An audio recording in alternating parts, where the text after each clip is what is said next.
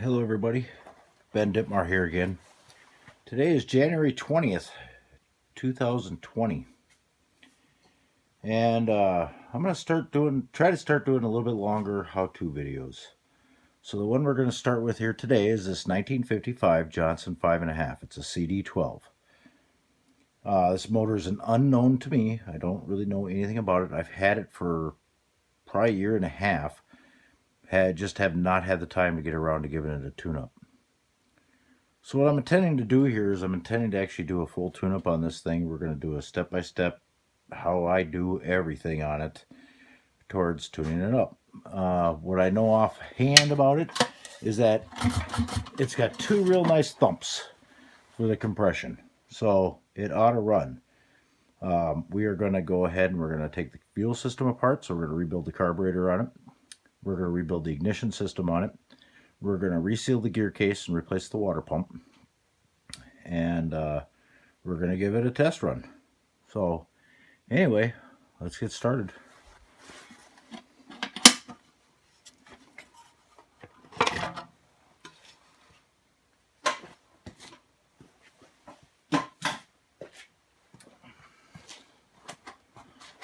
So first things first is we've got to go ahead and get this carburetor off.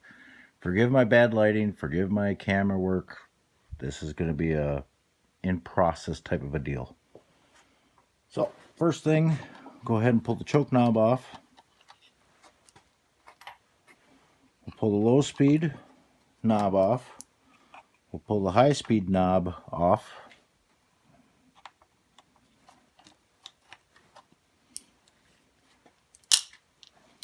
You got the springs, and the washers. So this motor looks like it's pretty complete.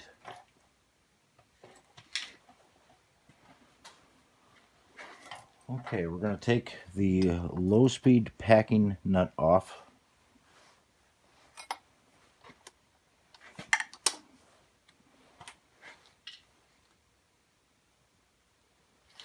Put that to the side on the bench.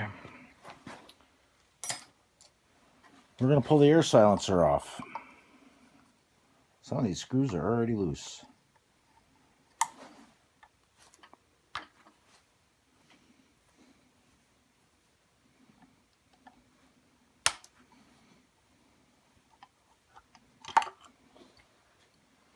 So we're starting with the carburetor because I like the carburetor to be able to soak for a period of time on the rebuild process. So we're going to replace the fuel lines, so I'll just snip them.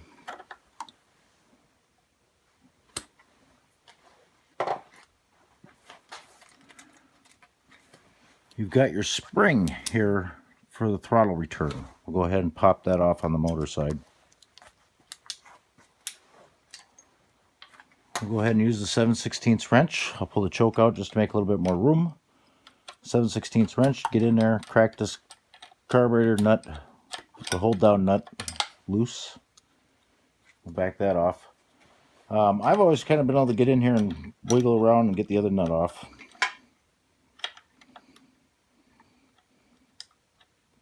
Of course, probably not on this one.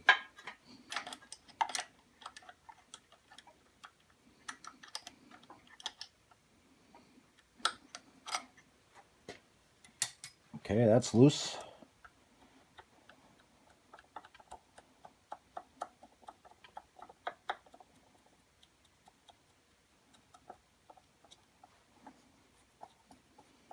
Now I'm going to put a link in the description to marineengine.com about where to get the parts for this.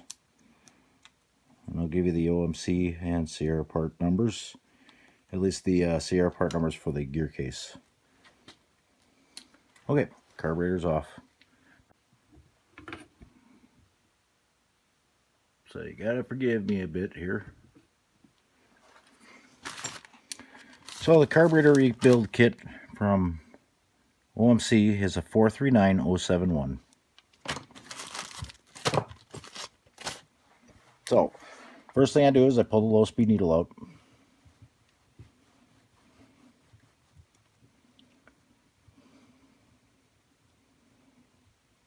I usually pull it just to leave the packing washers so I could grab them with the needle. Sometimes they don't come out. That one, they're not coming out.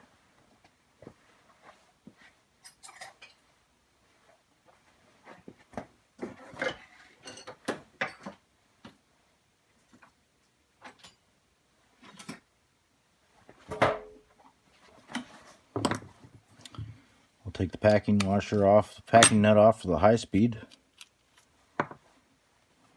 We'll pull the high speed needle out.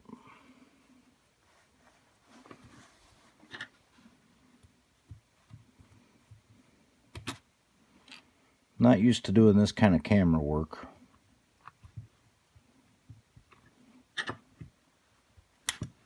So there's the packings. I got the packings out with that one. So we'll take those off and dispose of the packings. We'll dig the packings out for the low speed.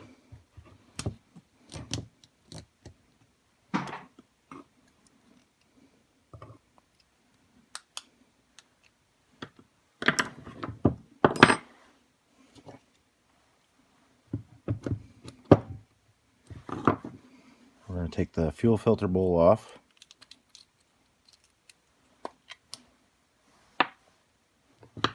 Take the filter itself off. Now this kit will come with everything you need but the gasket for this bowl.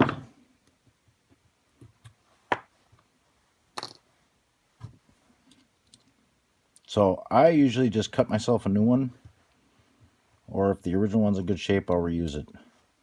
So I'm going to leave that in there.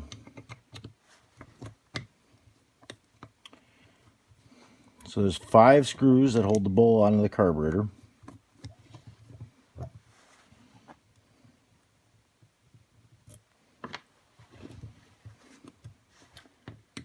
Two.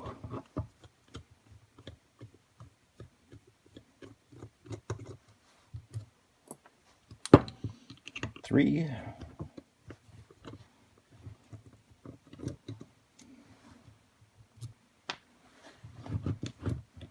Number 4 down here.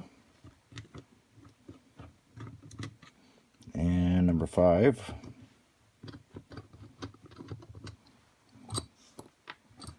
I'll take the bowl off. This carburetor actually looks very surprisingly very clean. Take the float pin out. If I can get my fingers to work. Remove the float. Remove the gasket. The nozzle gasket. We'll get rid of that.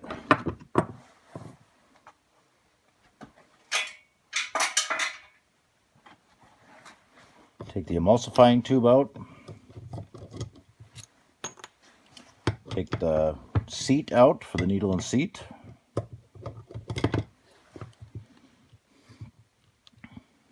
Remove that.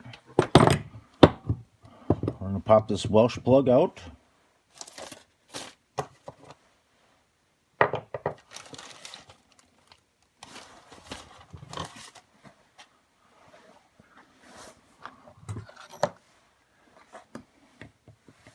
I just use like a small Phillips head or a punch. Don't want to go in too far. Just enough to get in there and pull it out, like so. So that carburetor now is disassembled as far as I need to bring it. Now there's a couple things I want to point out. These are bull vents. These are carburetor bull vents on this carburetor. One of them vents down through here in the emulsifying area. And the other one vents down in here. So if you've got fuel pouring out of the throat of the carburetor, the vents are plugged, or one of the vents is plugged. If you have fuel pouring out of the bull vent, which is, well, I've already showed you the bull vent, coming out of the actual bull vent, then you've got a needle and seat that's failed. But if it's leaking out of the throat of the carburetor, out of the emulsifying tube, it's a vent that's plugged. If it's pouring out of the vent, then it's a needle and seat that's bad. So what I use for a carburetor dip is not what's in this can. What I use is engine tuner, OMC engine tuner. I buy it by the gallon. It lasts and lasts and lasts and lasts and lasts. This batch here is about 4 years old. It has done hundreds and hundreds of carburetors.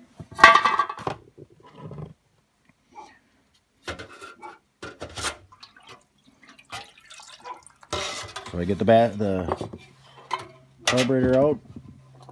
I usually start stacking all the parts in the bowl.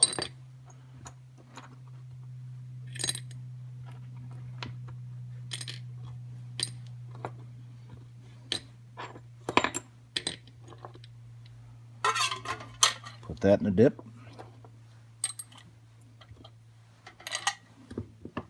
Put the carb in there, and we just submerge it, and we'll let that soak for a good period of time. I'm gonna let that soak probably for a couple hours. It really only needs about 45 minutes in that dip. So we'll put that off to the side and let that soak. It is 2:45. So we'll go back to the motor now, and we will pull the mag plate off. Let me get my puller ready to go.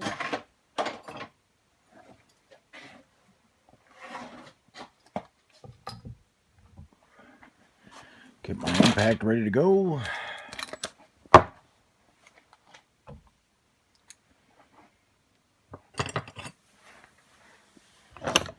Get a 7/16 socket ready to go.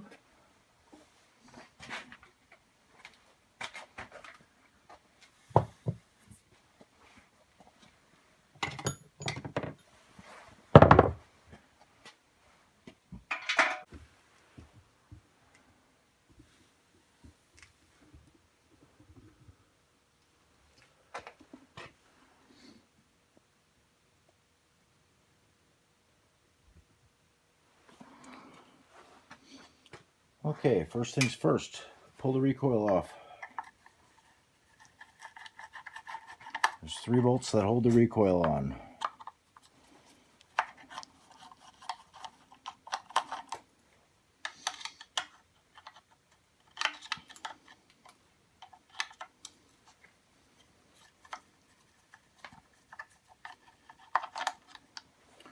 Take the recoil off and we'll set that to the side. Now we got to take the starter gear off there.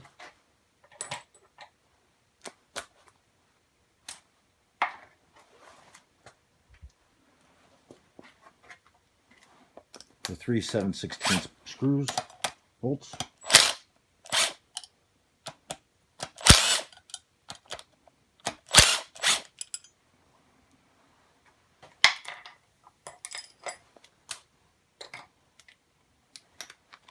Take the flywheel nut off.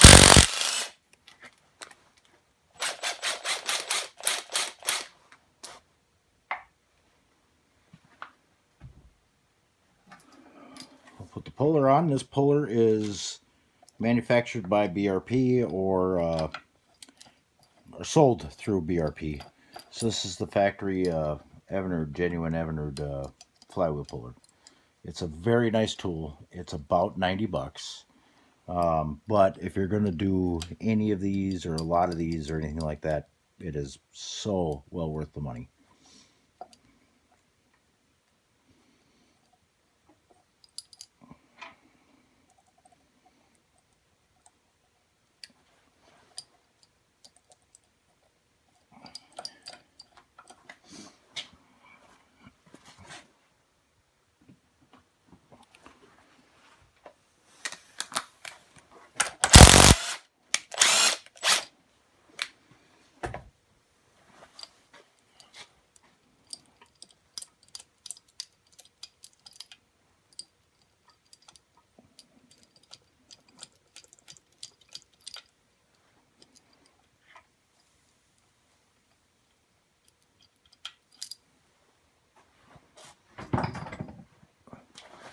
And the flywheel comes right off. Well, I see somebody's replaced the ignition coils on it at one time. So what we've got to do is we've got to take the clip off the tower shaft.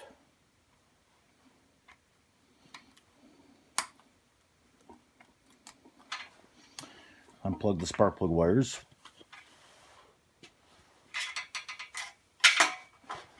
And there's 4 screws, 4 inner ones, to pull the mag plate off. 1,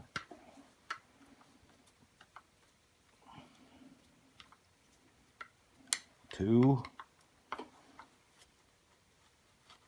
3, and 4.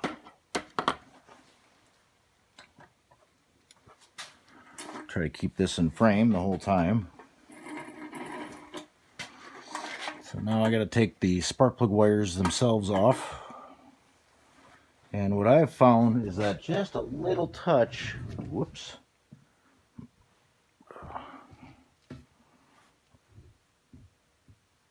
I got the camera plugged into so it doesn't run out of battery on me.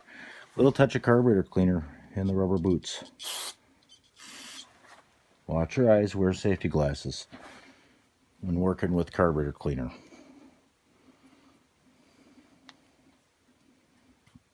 And they slide right off.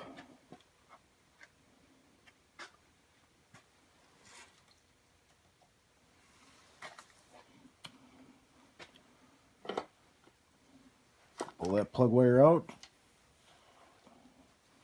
Pull that plug wire off. And we go to the bench. Back. Now we're going to go ahead and pull the coils off all the way.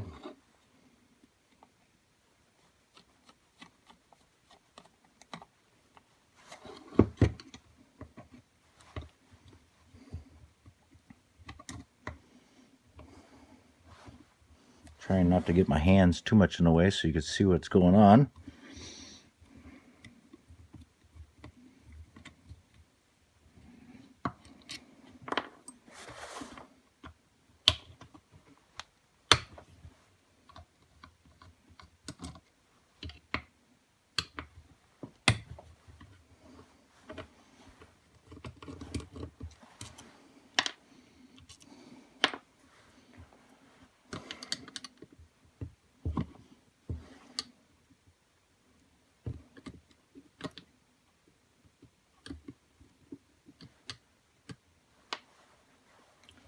We're going to go ahead and we'll take that coil off.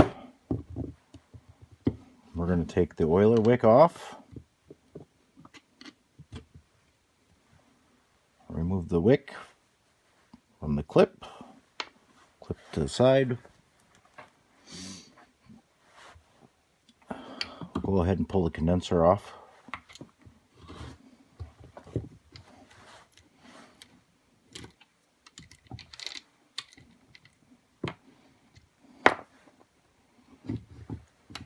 You got your little spring clip on the top of the points tower. Go ahead and pop that off.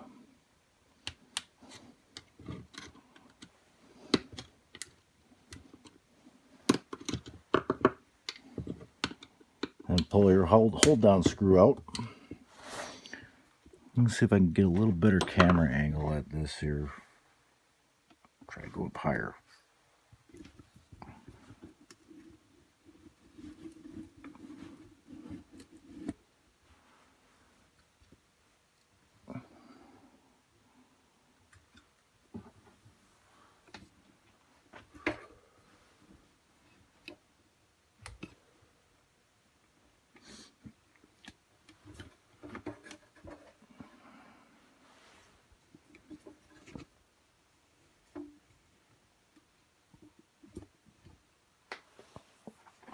Hopefully I won't be blocking it too much.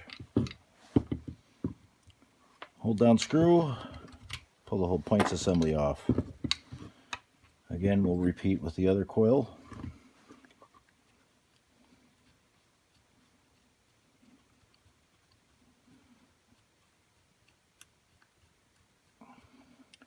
Now with all these ignition components, there's a lot of aftermarket parts and stuff like that available for them. I see a lot of issues with the aftermarket parts. They don't last, they don't fit right. If you just go OEM, you're not going to have problems. And for the extra couple bucks, it's well worth it. Sorry about that. Keep getting my hands and the arms in the way.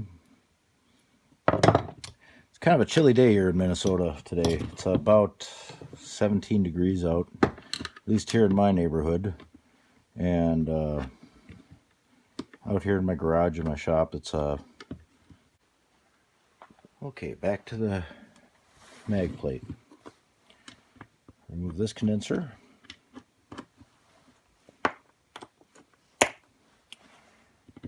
This set of points.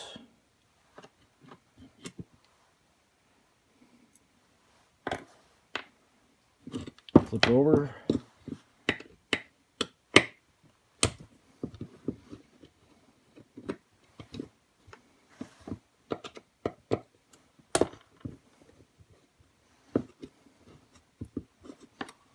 Doing this so we can replace the spark plug wires.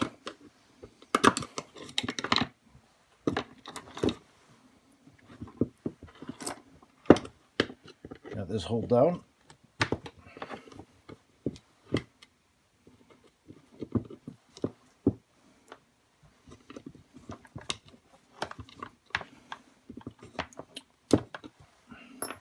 And the clip for the wires. We got a top cylinder wire,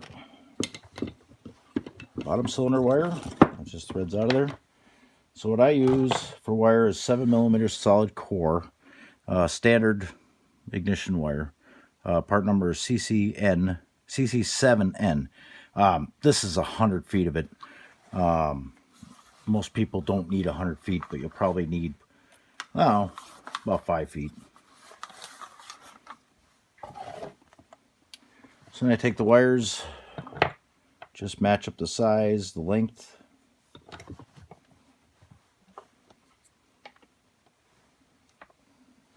Cut it off. There's a new one. Old one gets filed in the trash.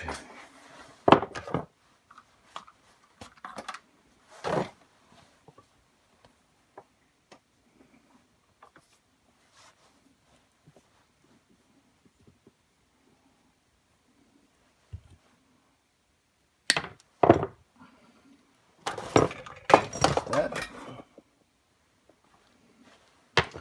Always pull your little top indicator off the wire. That one goes in the trash. Your shorter wire is your top.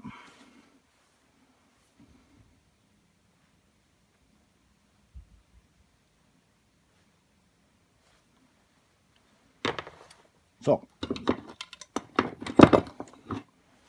then what I like to do is replace the points and put all that on first. So the part number on the OEM kit is 172522.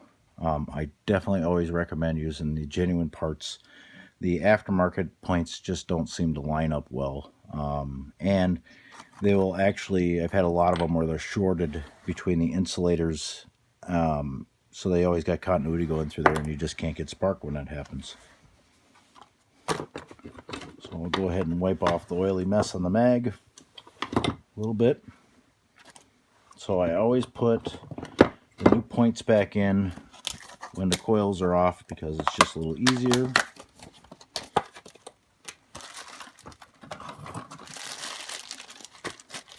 So there's actually, right now there's an issue with these points.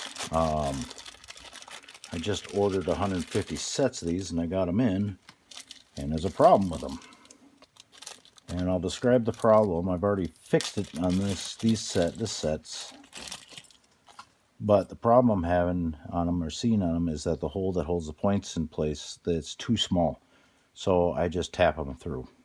Get a tap and retap it. So, points there.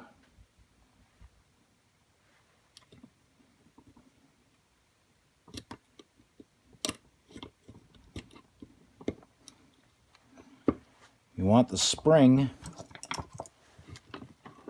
behind here, because that's what gives the tension to open the points, or close the points. And then you've got the clips, and a wick, an oiler wick.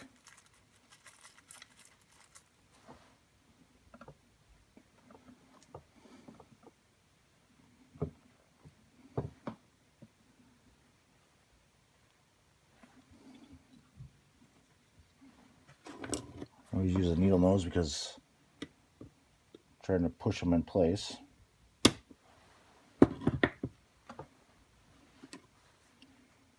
Then you want the hooked out part outside.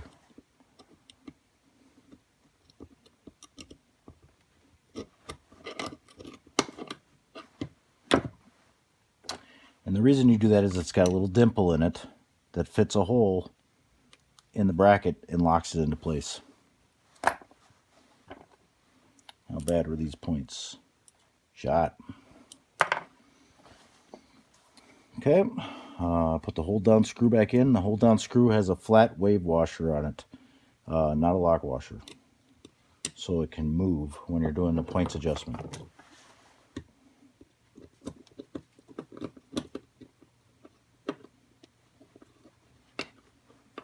Put that in. The other side.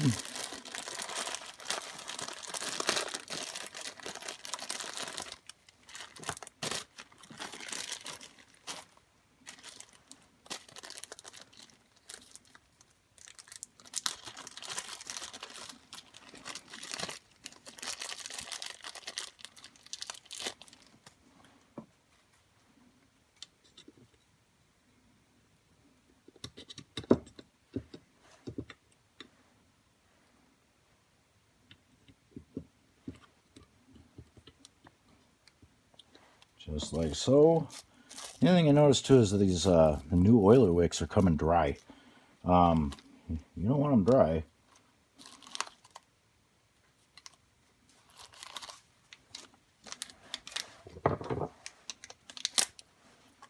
So there's always 2 wicks in each set.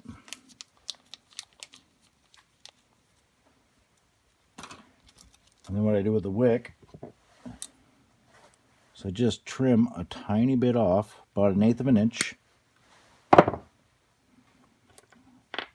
And you got your clip for the wick. That goes there, and then that sits on the top cylinder's coil mounting boss. It's got a flat edge on it, where the other one's all rounded. With the new wick, it's a little bit of a tight squeeze, but it fits. Put the hold down screw in for the points on this side.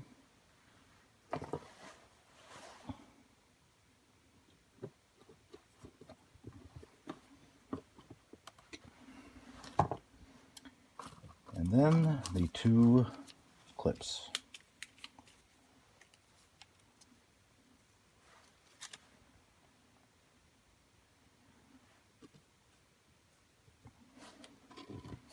So the wick, the oiling wick, I just put in there, came out of an older set of points because each set of points comes with 2 wicks. The older sets were oiled.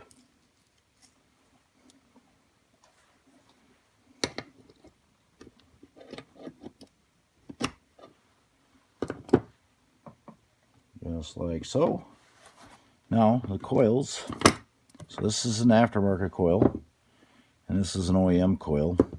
They're both replacements in this motor. We'll do our top cylinder.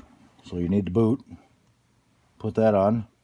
The aftermarket coils have got a threaded pin in there. So you put the wire in and you screw it in.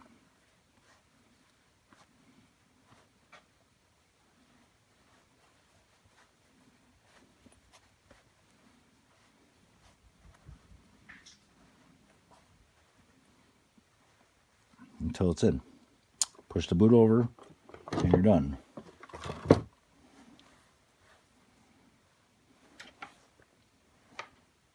The OEM coil does not have the threaded pin, so you just push the wire in place. Like so. And I put the coils, install the coils.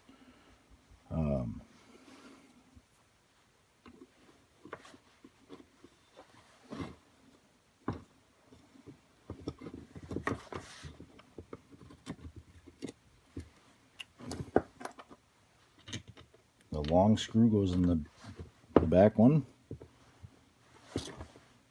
You got your ground strap. I can get the wire to stay out of the way. It's got a bit of memory after being on the spool.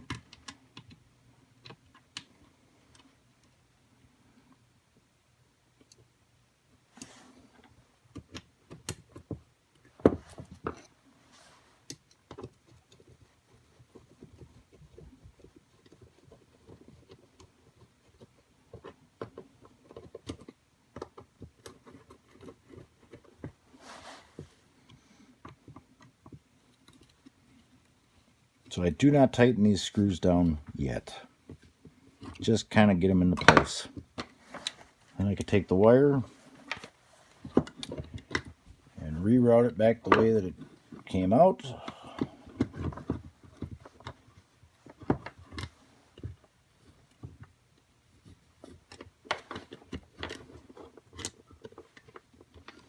You got your hold down, holds the wire down.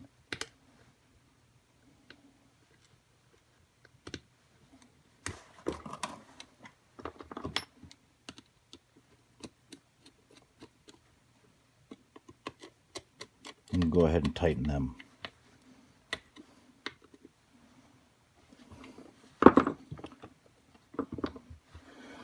The top cylinder. You want to make sure these the wire that goes to the points is tucked up flat away so that the points doesn't come along and rub the wire through.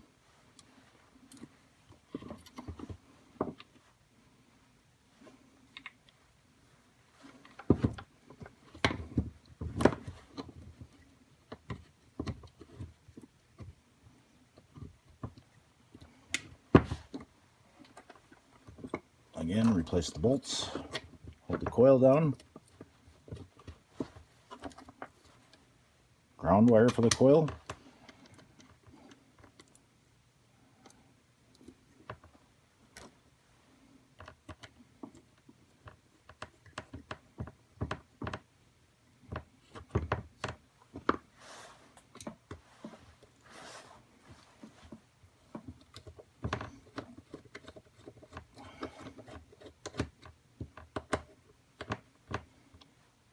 again, don't tighten these ones yet. So when you're adjusting the coils, you want the coil heels to line up with the post on the mag plate. You want them to be flush. I actually have the alignment tool.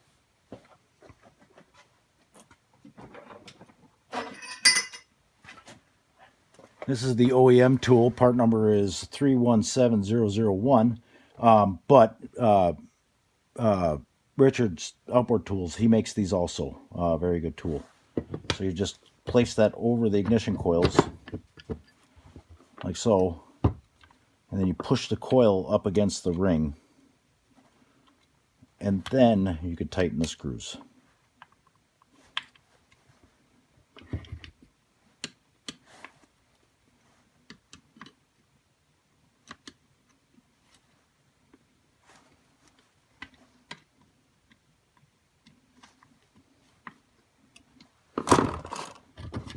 So there's the installation of that.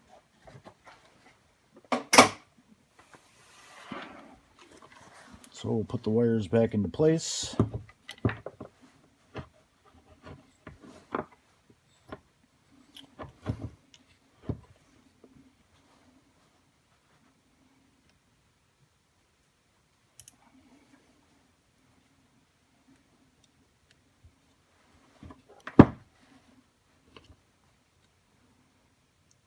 I just get it set so I can get the screw in it, and then once that's done, then I can set it in place where I want it.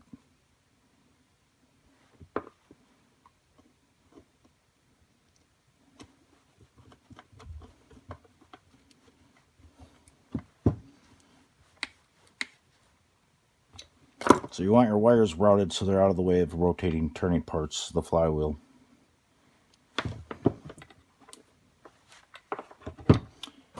Then you can take your condensers, set those in place. We don't want to hook up any of the wires yet, depending on how you're doing it. Myself, I'm going to use the timing tool, the OEM timing tool, but you can use a feeler gauge.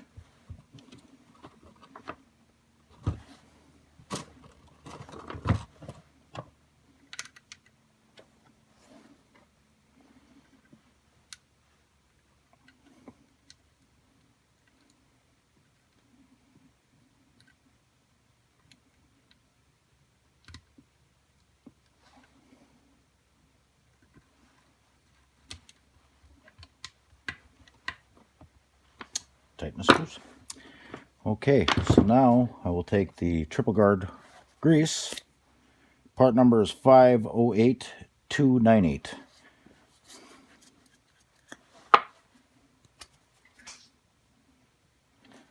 And just a little bit. And I put it on the swivel in here, the moving point. Just a light coating. And then I will do the same on the motor side. So let me change you over to the motor side.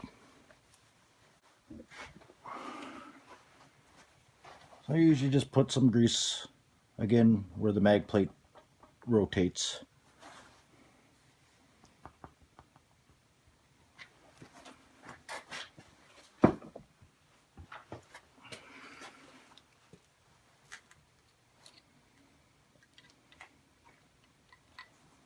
And then you set your mag plate back into place. Like so. Now the screws will only go in one way.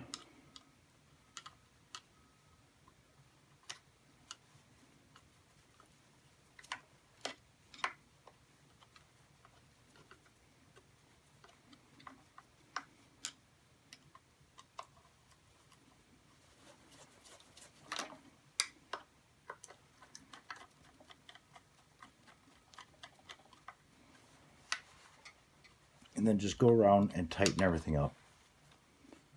Don't need to be super tight, about 10 foot-pounds.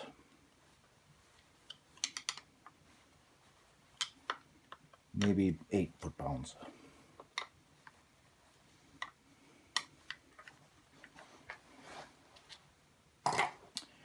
Route your wires behind the tower shaft.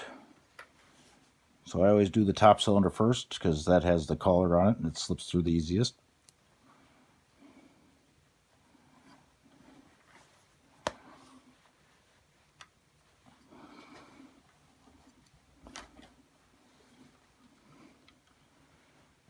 And the wires are there. We're going to replace those spark plugs, but we'll go ahead and reinstall the boots. So I like to see where the plug wire is going to lay. So about like so.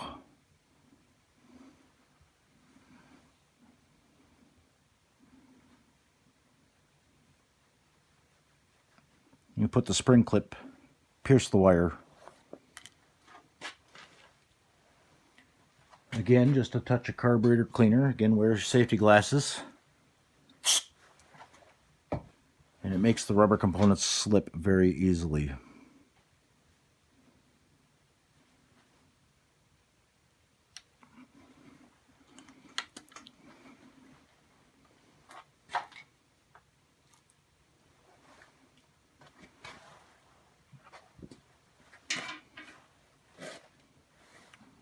Oh, it wants to be well there.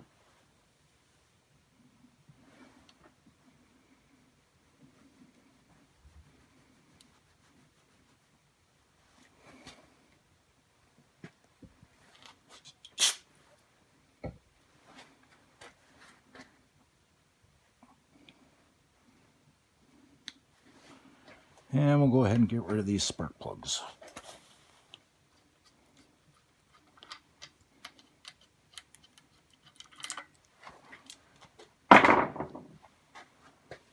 Go ahead and hook the mag plate back to the tower shaft.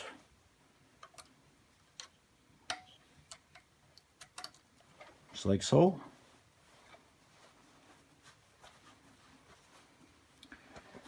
And let's see, get my timing fixture out, and we'll go ahead and set the timing on it. Let me scoot you back a little bit because you're in the way from the toolbox.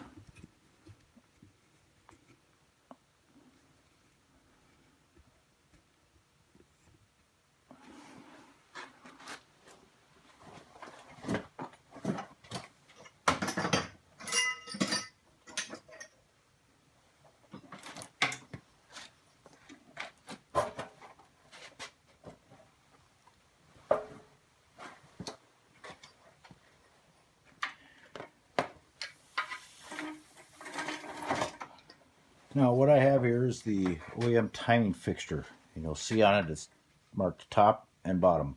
So top cylinder, bottom cylinder. Richard White manufactures these tools also. Very good. It sets your timing absolutely precise. So there's marks on the mag plate. I will take a still photo.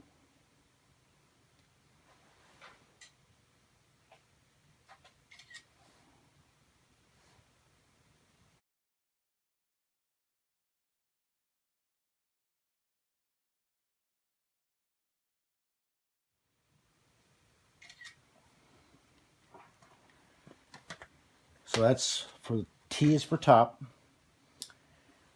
The ignition coil that's closest to the carburetor is your top cylinder. Set your multimeter onto ohms. I put the alarm on so it beeps.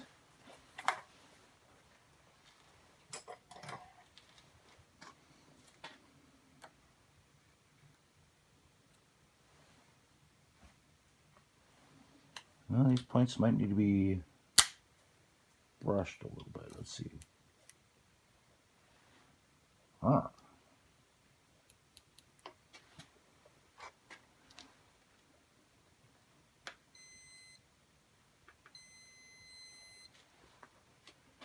Looks like the wires on my meter have had it.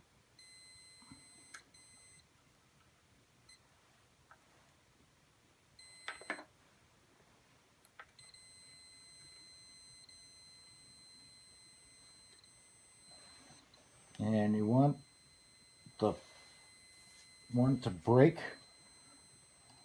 right in the middle.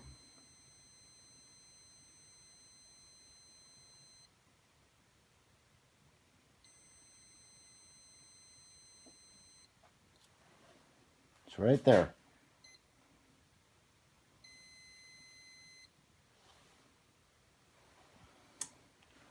Do the same on the bottom plug. You can use a feeler gauge. You just set it at its maximum opening, and you would set your points at 20 thousandths.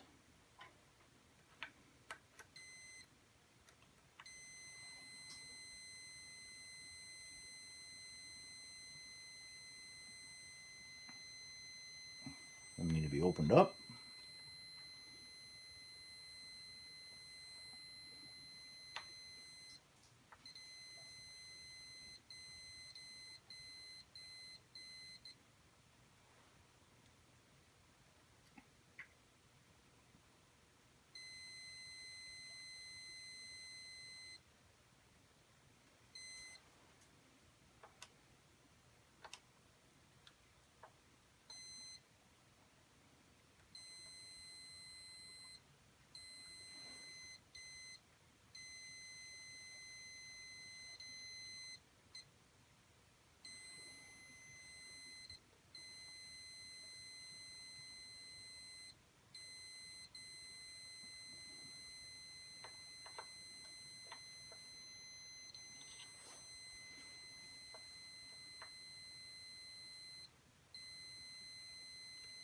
Right there.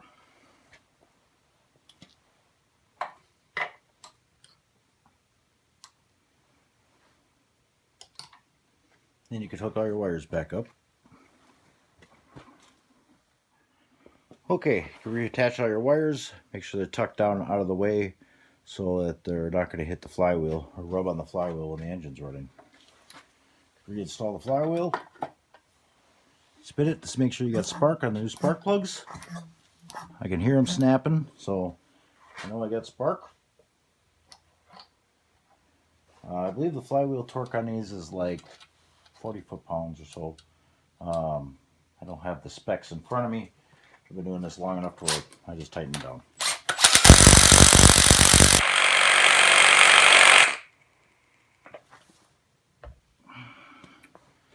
Okay, that's it for the ignition system. The carburetor has been soaking now for about an hour and a half.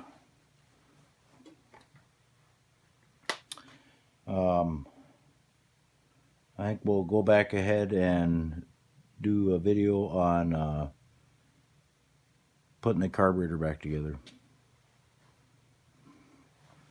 I am going to pull the power head on it and drop the gear case off so we can reseal that and put a water pump impeller in it. I can go ahead and do that now.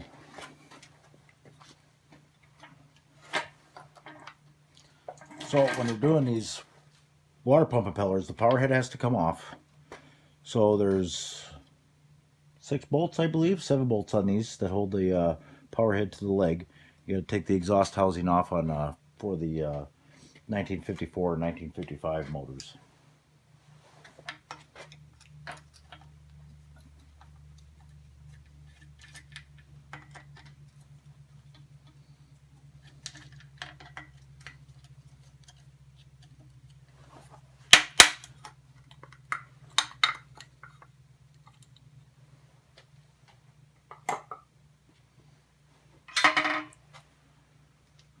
They switch sides. Is that still in the frame?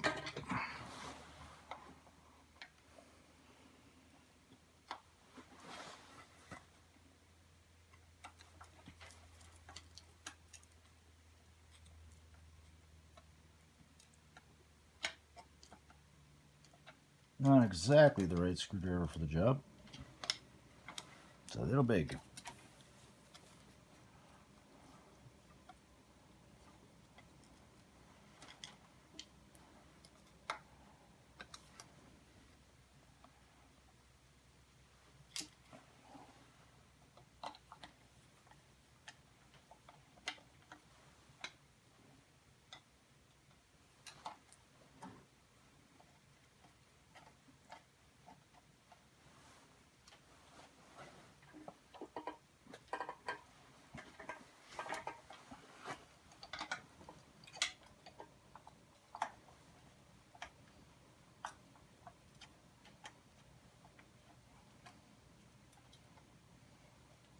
A lot of people make a big deal about pulling these power heads.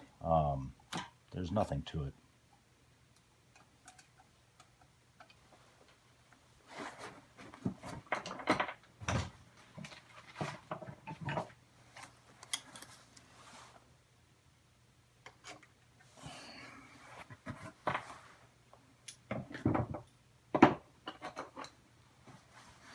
Get a little smaller screwdriver here.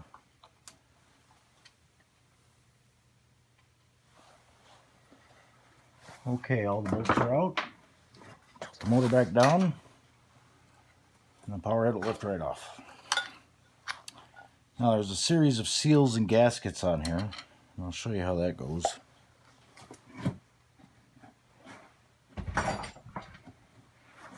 So the reason you pull the power head is because you got to get the shift rod disconnected.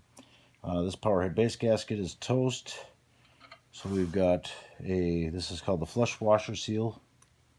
There's a cork gasket on top of it. There's the carbon seal. There's an O-ring inside of that. You got a spring. And then you got a cup for the spring a bit further down.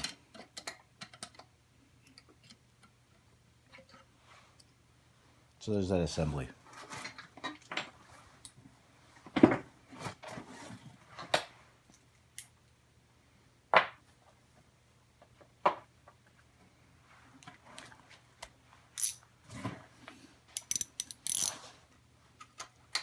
And then you got your shift rod nuts right here. So there's 2 nuts in the lock or star washer.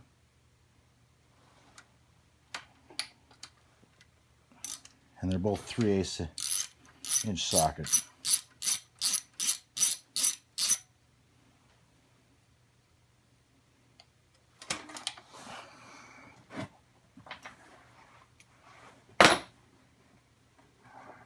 And now we can go ahead and drop the gear case off.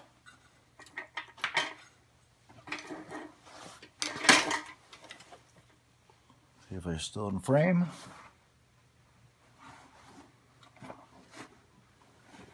I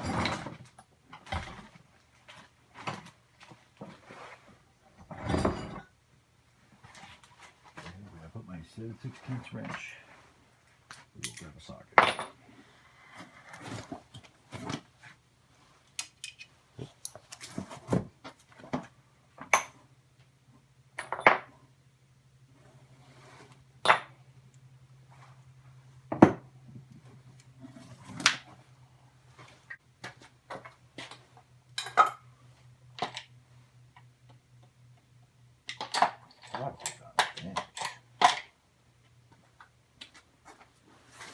There it is.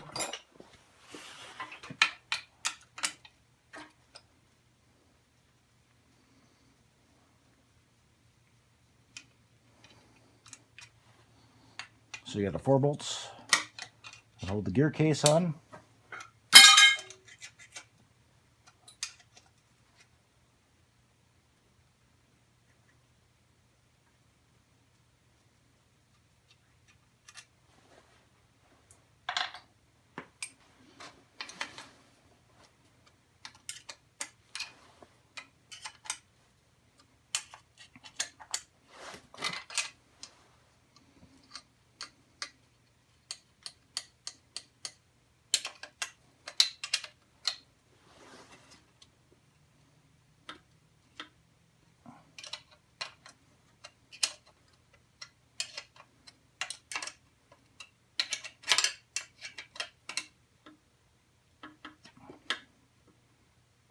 And that bolt's fighting me.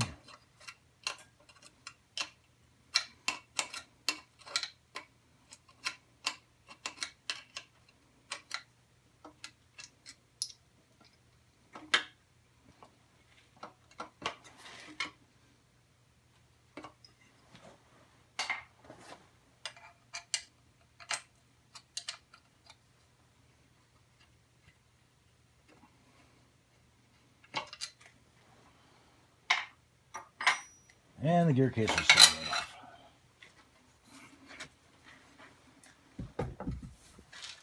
Let me get the camera reset and we'll show you that part. Okay, now we're on to the gear case. This one was missing the hardware for the prop, so I'll just pull the prop off.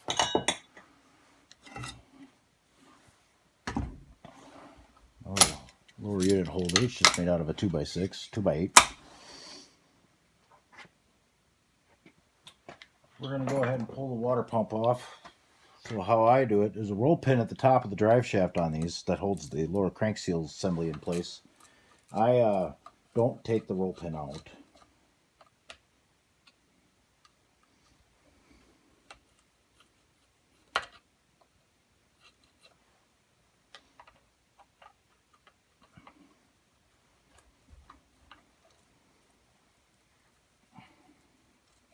So I remove the 4 bolts that hold the water pump housing down.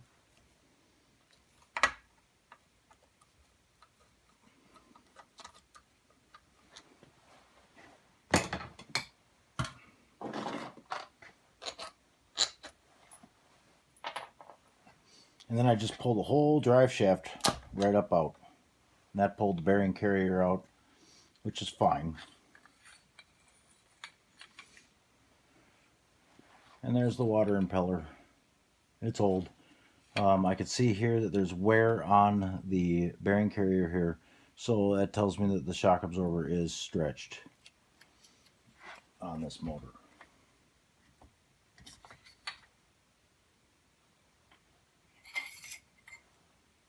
Looks like it's had a bit of a seal leak.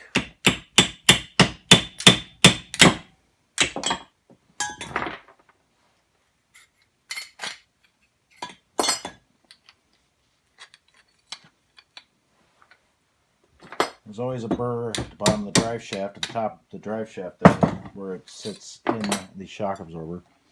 So the shock absorber on this motor looks like it's been rubbing.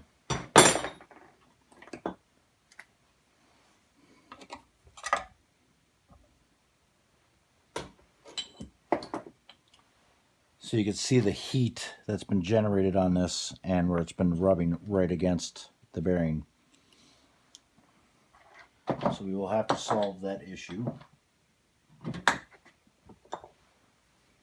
I'm going to get the oil draining on this gear case.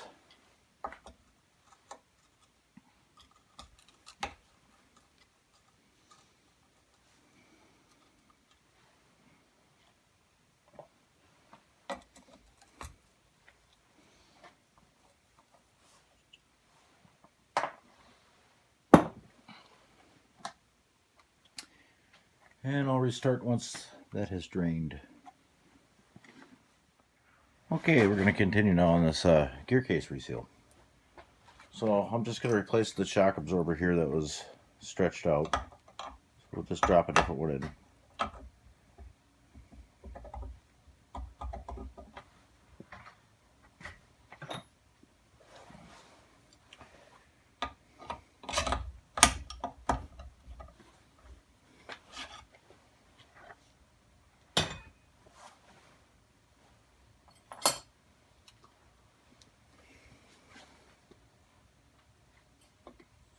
So I like to use just Ultra Black Rtv.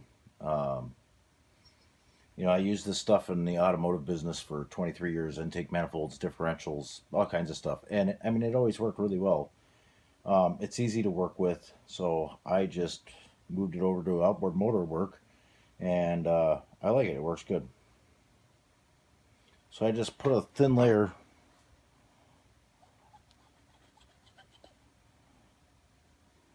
on the cover here, on the bearing carrier, where the gasket surface is.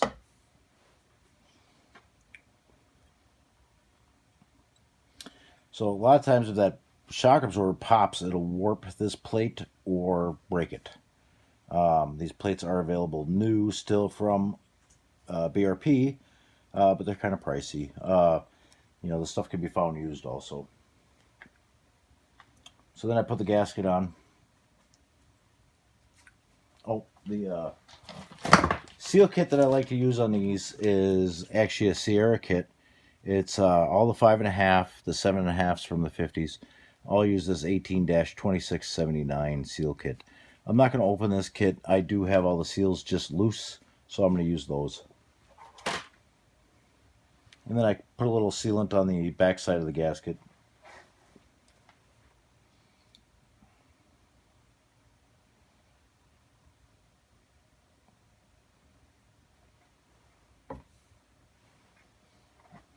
So I like to put this bearing carrier back into place so I can pull the seal. There's a couple different ways you could do it, but this one here, I'm just going to use an old-fashioned seal puller.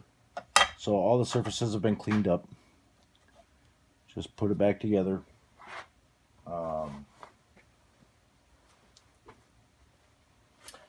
Here on my workbench, I have, because I do so many of these, I'm already set up. I've got all the short screws just to drop in here and to tighten down this bearing.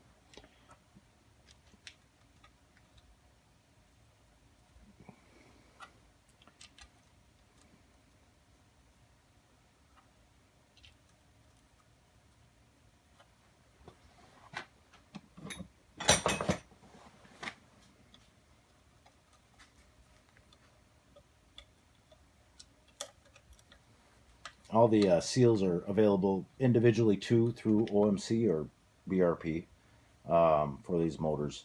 One of the things that's really good about working on the vintage Johnson and Evinrude outboard motors and Gale is that most of the parts are still available.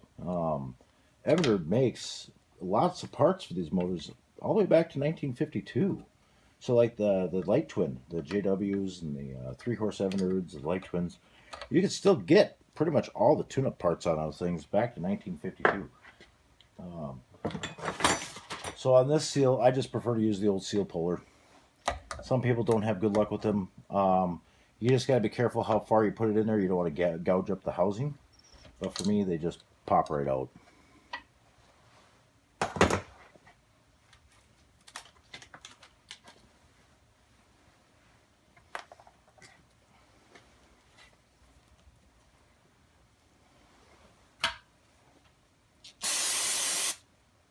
A little cleaner in a rag so I can wipe out the old oil in there so that the sealant can have a good thing to stick to.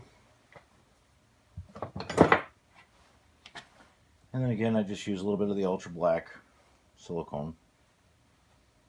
And I just put a real light, very, very thin coating on the inside there for where the seal is going to ride. And I'm just going to use these aftermarket national seals. Then I just use an old shock absorber. Go ahead and press it in. So there's that. So we'll flip it over. We're going to do the shift rod seal and the prop shaft seal.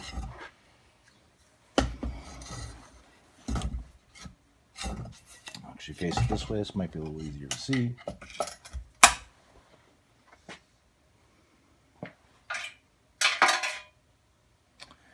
So we've got our shift cradle pivot pin that goes right here. Pull that one out.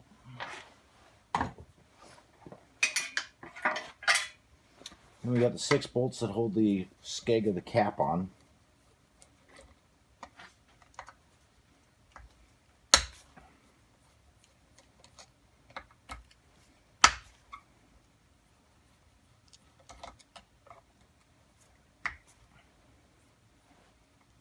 Hope my arms aren't getting in the way of the camera.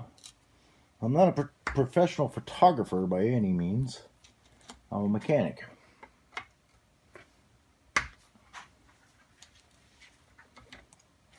Trying to just share some of my knowledge of this stuff. So this thing, it's been drained. The gear case has been drained here for about the last hour and a half.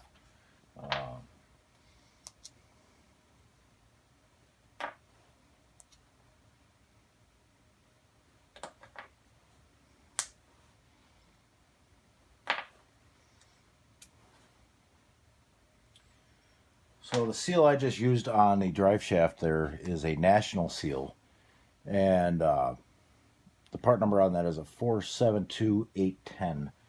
It's if you're going to have the motor in the water for a long extended time or running in salt water, don't use that seal. Definitely use like the seal kit from Sierra or whatnot. So there's that.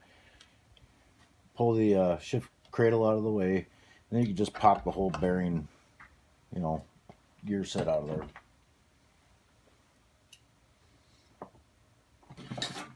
We've got a spring here that gives you the click when you shift the gears. Pull that out of there. Usually I'll pull the pinion gear off because they get sticky, but that one seems to be stuck on there, so they'll slide off. So there's the shift rod, and then my removal tool that I got from Richard White for the bushing, for the shift rod bushing. There's the shift rod bushing. Pull the tool back out. Oh, we might as well pull the get the prop shaft seal out of there. So the prop shaft seal on a lot of these, there's a large lip on them that makes it a bit more difficult to get in there and pull them out or pry them out. So what I did is I took an old screwdriver, going to be located,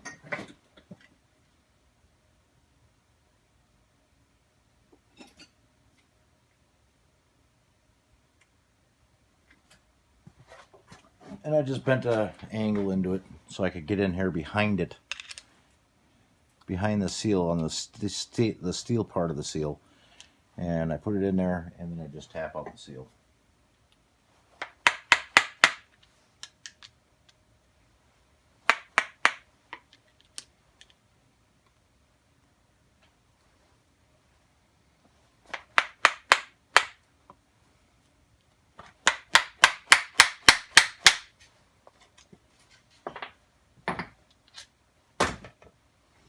And the seal is out. There's the old prop shaft seal.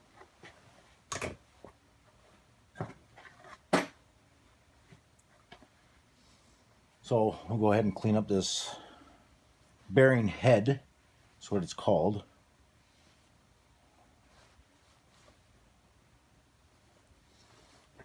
A little bit more RTV silicone.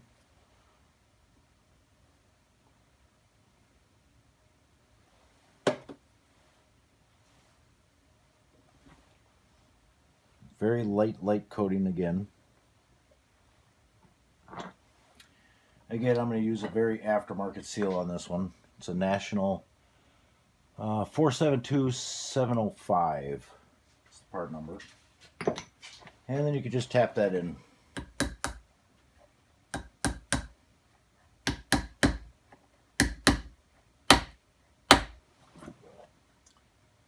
Again, I just use an old shock absorber. Tap her in.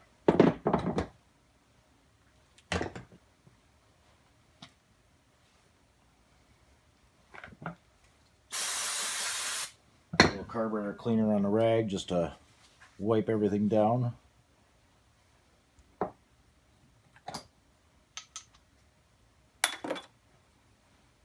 Just drop the shift cradle.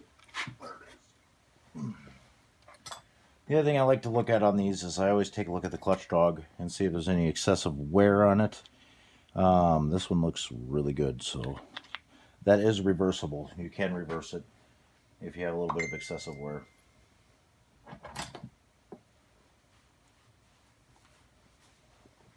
Throw away the old seal. Loosen that up. Now we're going to put the shift rod seal in it. It's just an O-ring. Again, I just cleaned out a bit of carburetor cleaner. It's a new O-ring. That's just an O-ring that goes in there.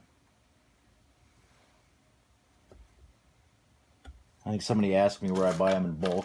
And I buy them in bulk at the O-ring store.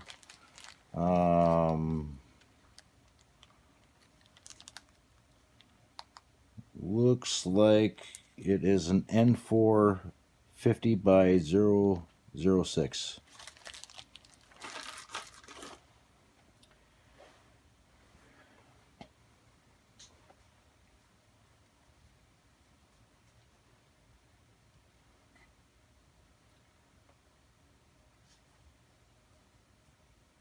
I've lost it in the rag. There it is.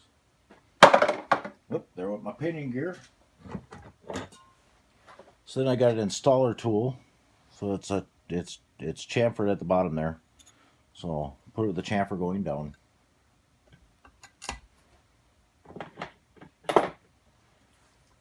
And just tap it into place.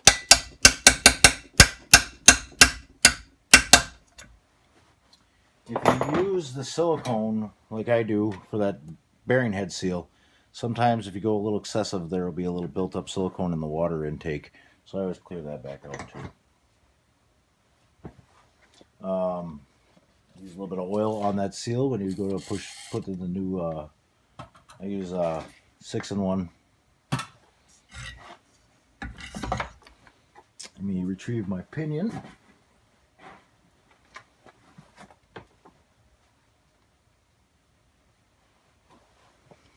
Place the pinion back in onto the shock absorber, like so.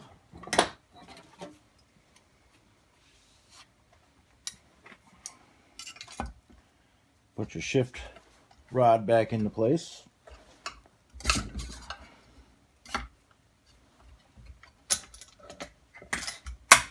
Sorry about getting my arm in the way. Like I said, this is a first shot attempt at doing this, so bear with me. If I keep doing these how-to videos, they'll probably get better.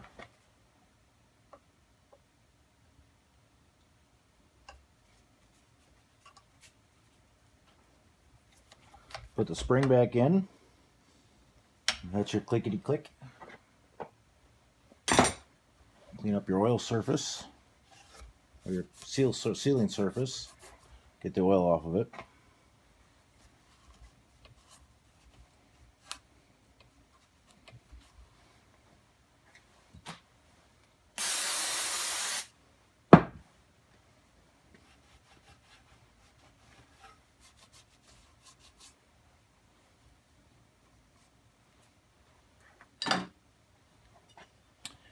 We got the spaghetti seal for the skeg. So just go ahead and pick that out of there. If I can. There's the old one.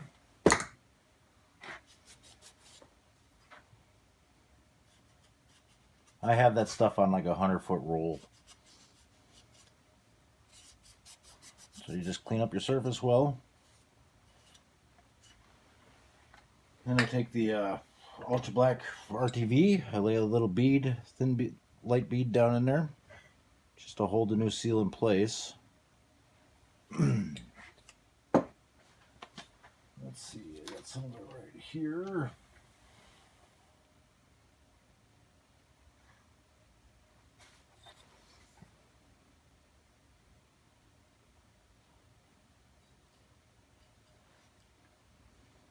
Sorry if I'm getting out of frame. I've been used to just doing this by myself, not recording it for so long. It's hard to get in the habit to make sure I show everybody how I do it.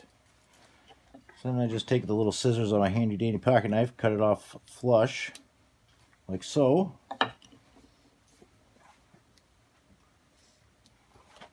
I take another bead of the silicone, or RTV, Ultra Black, coat where the prop shaft bearing head sits, and I put a light coat all the way around each bolt.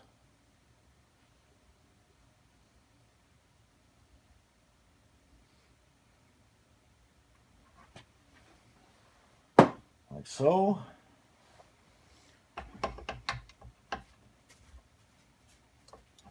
There's a pin in the back of this here, and there's a corresponding hole in the bearing in the back here, and you want that to drop in.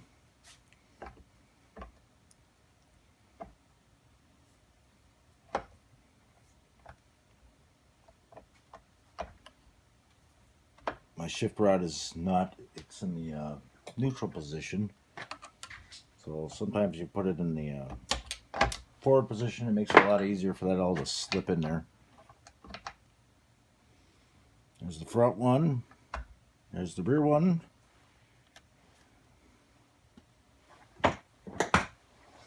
We'll put this back into neutral. Right there. Make sure that the shift fork is in the shift cradle. A little bit more RTV in the corner and over the seal head O-ring.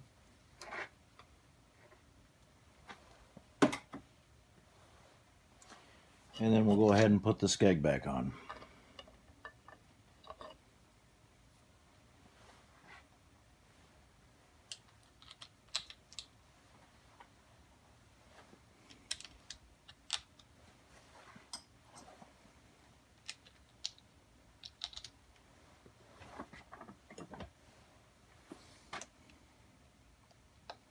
Now when you start tightening this up, you want to spin the prop shaft and make sure everything's spinning nice and free, because if you got anything binding in there, you probably don't have a bearing sitting in place properly. This one spins nice and free. We'll just go ahead and tighten everything down.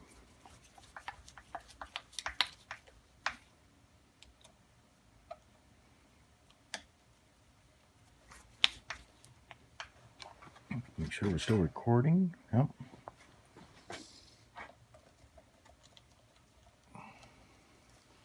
I'm using my old iPhone 6 as the camera today,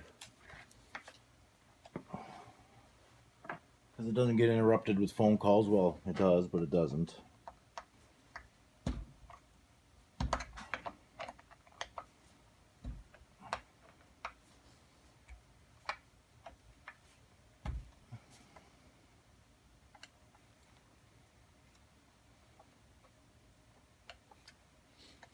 So you can see I got a little bit of RTV oozing out, so I'll just grab a piece of paper towel.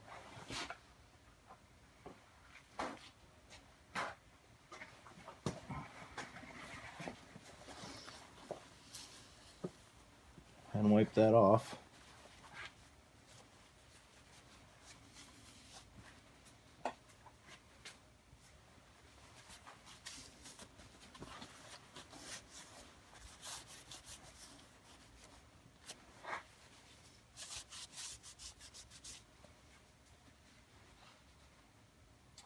And then you've got your shift pin. And if you have it in neutral and everything goes right, it should just line right back up and fall into place.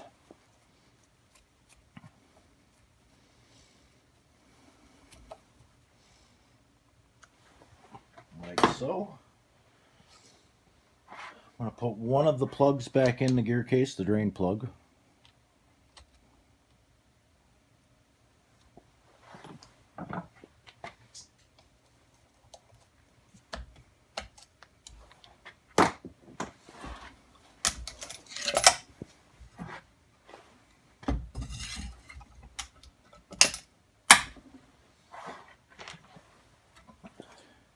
Teeny tiny little bit of lube on the drive shaft. Set the drive shaft back into place. And since I bolted down the bearing carrier here, now I could go ahead and pressure test the gear case. What I use for a pressure tester is I come from an automotive background. I did auto repair for 23 years. I'm an ASE L1 Master Certified Technician. So this is one of my old radiator pressure testers. Didn't like it for automotive use anymore. I replaced it with a better one. So this one I adapted, put a lower unit fill thing on there, and now I use this for pressure testing gear cases. It works very well. Been using it for, probably about 15 years now for doing gear cases.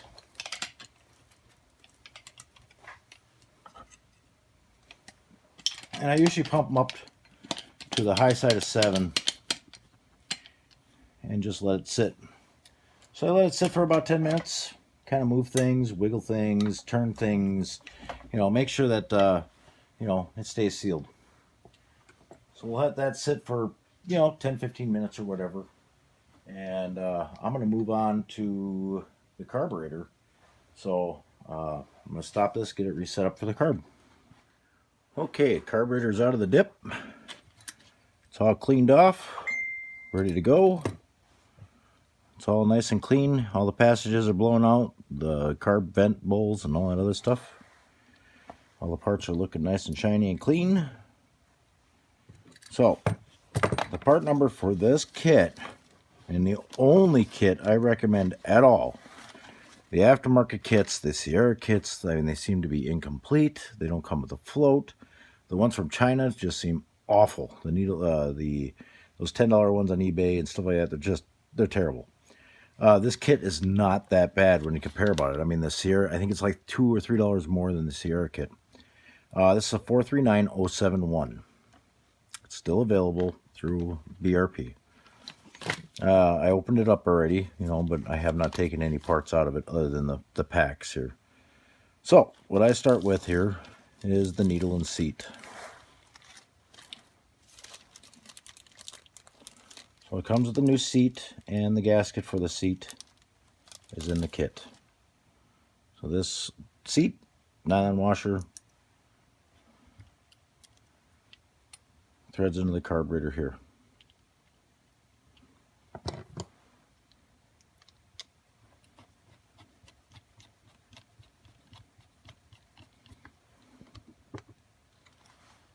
And then make it snug. So I put the seat in. And I put the emulsifying tube in.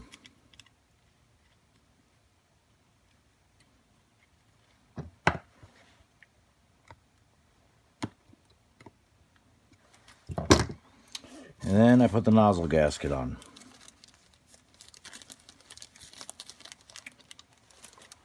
Which is this thick O-ring. And then I take the needle, get the little spring clip out of the package.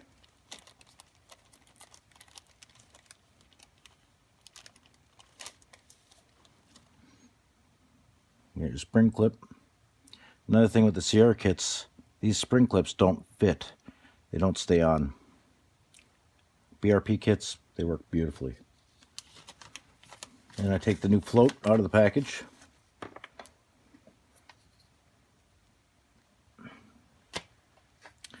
Float has a tab on it. Tab faces down, so I put the needle on the float and then set that into place. There's a new float pin. The Sierra kit, this pin does not fit. It's made out of steel and it's too long, so you can't get the bowl on. BRP kit, it fits perfectly.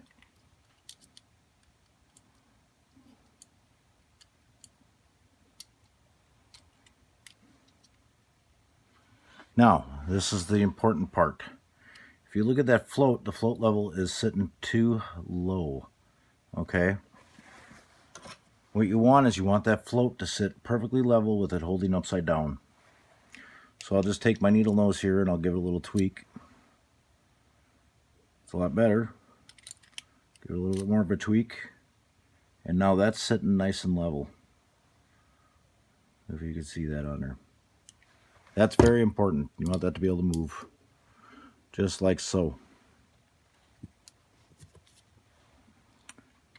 Take your bowl gasket. Place that onto the carburetor. Take your bowl. Put that back on. Drop your 5 screws in.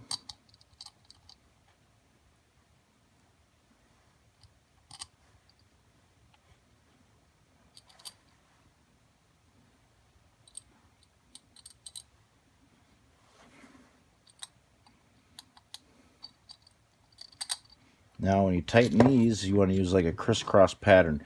You don't want to tighten any one of them down all the way. You just want to get them all started and just make contact with the bowl.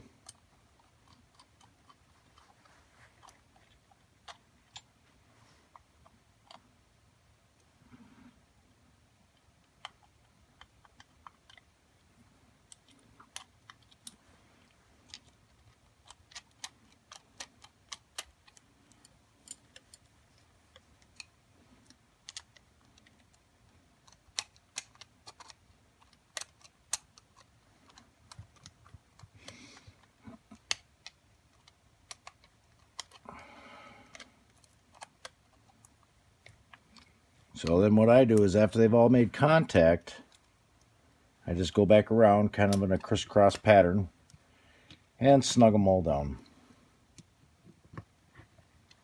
And I'll do that a couple of times, and that gets the gasket just to lay out nice and flat on it.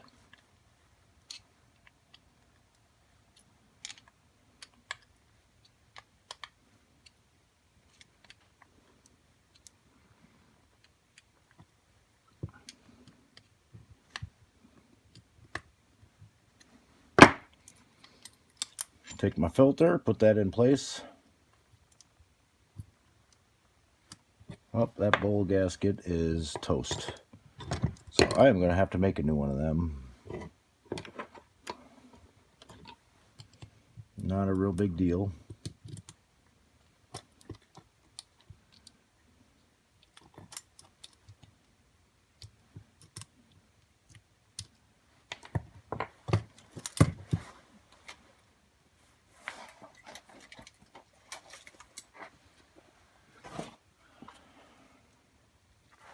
That's a little thick. There we go.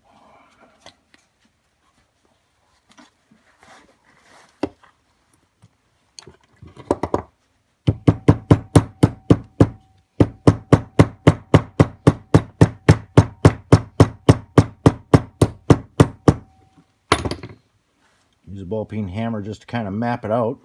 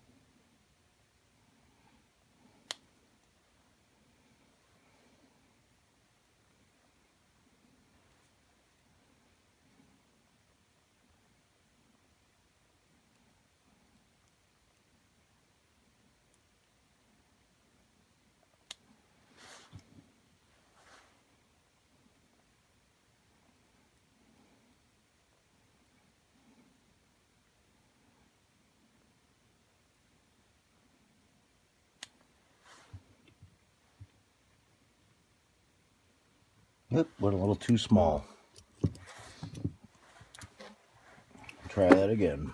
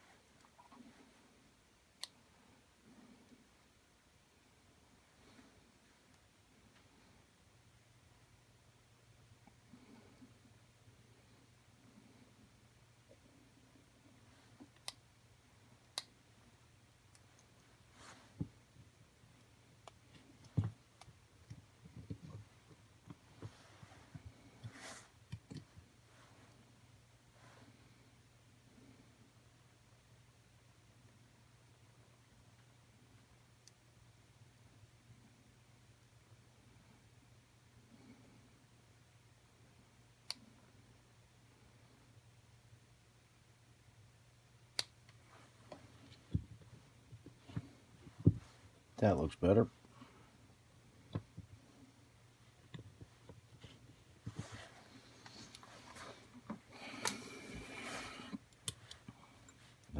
The filter hold down.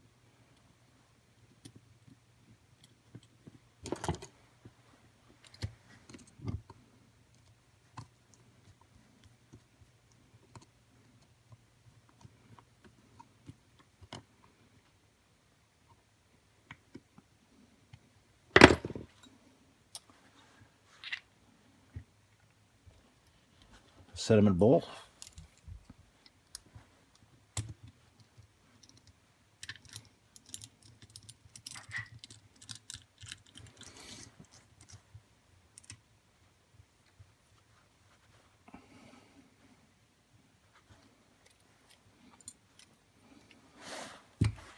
Now we're going to put the wash plug in. It's convex. Convex, the cone goes upward, faces up. There's a couple different sizes in the kit. Just find the one that fits the carburetor.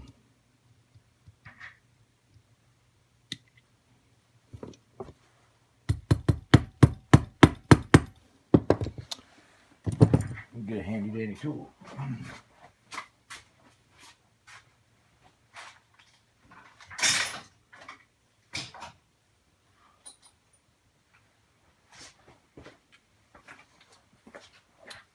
So I just use a 3/8 extension to knock those. Doesn't take a huge hit, just enough that you want to flatten it out a bit. And then when I'm done with that, what I'll usually use to seal it up is just some red Loctite, and I use red Loctite because it's what I've got on hand. And you just kind of want it to work its way around the edge, and then you wipe off the excess. Now, we're going to do the packing washers. In the kit, the OMC kit, comes with like 6 of these washers, and they're like cardboard or whatever, or not cardboard, but gasket making material. So I usually use 3 in each one. So there's 2 like the gasket, cork material, and then a nylon one. So I'll put the nylon one on there and install the low speed needle, which is actually, it's bent. So that ain't gonna idle real well.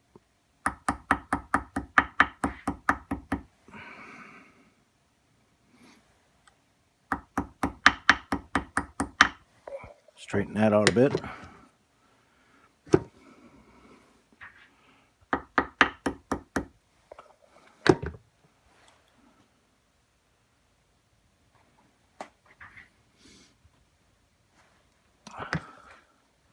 Still not very straight.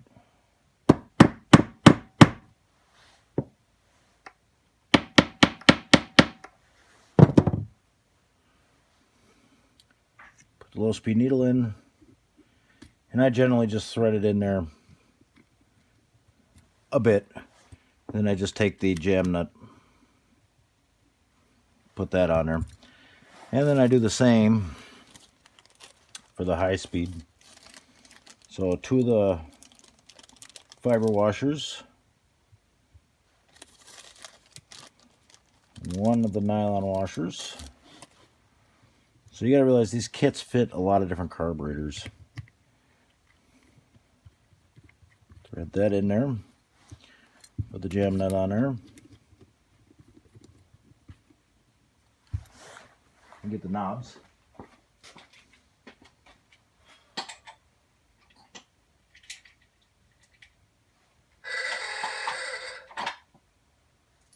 Interrupted by a phone call.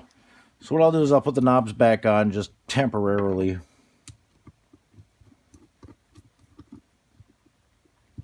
So I can set the tension that I want on the packing washers. Because you don't want them just flopping and spinning and stuff like that. You want to actually have them tightened up.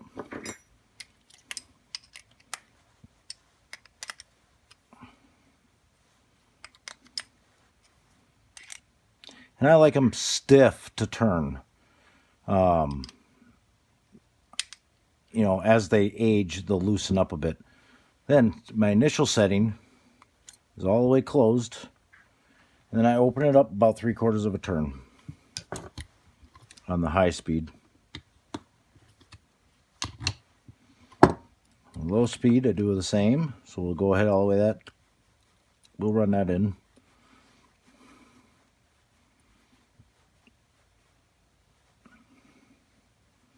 And we'll open that up about 1.25 turns.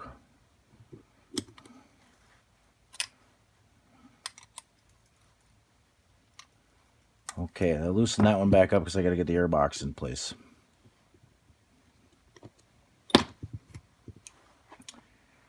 And since I have the Powerhead on the bench, so that's it for the reassembly of the carburetor.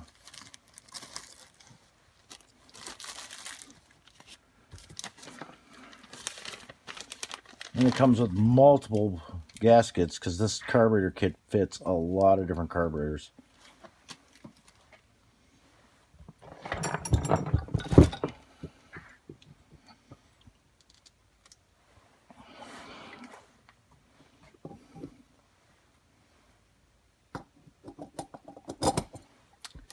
And then just reinstall it back on the Powerhead.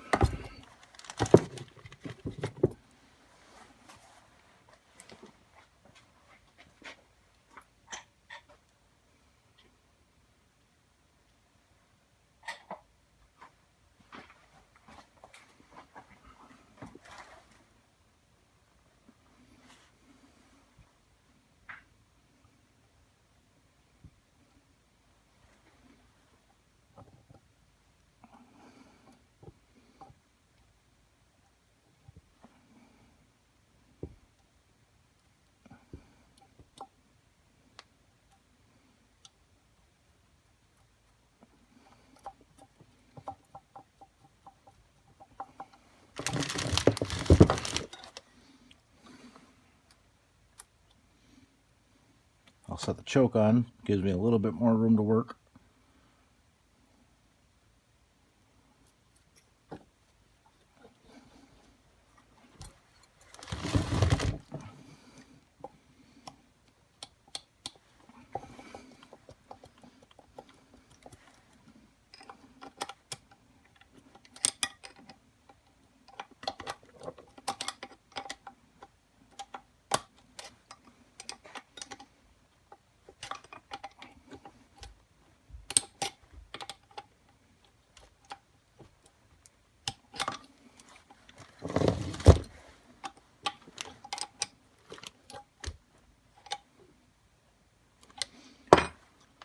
Okay.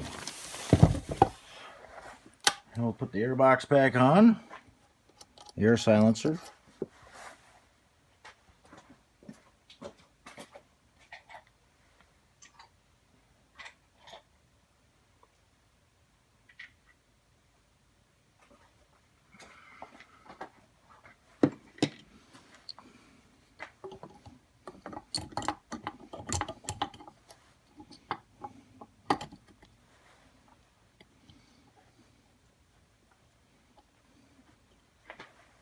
I don't know if you can see what I'm doing or not. Reattach your throttle return spring.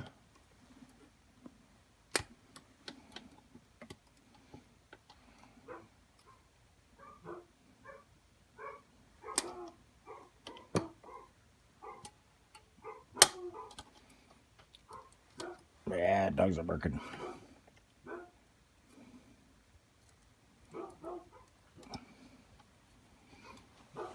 The pepper is barking.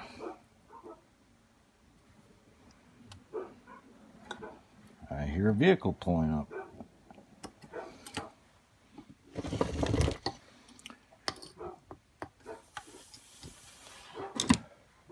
Help if I could see what I'm doing.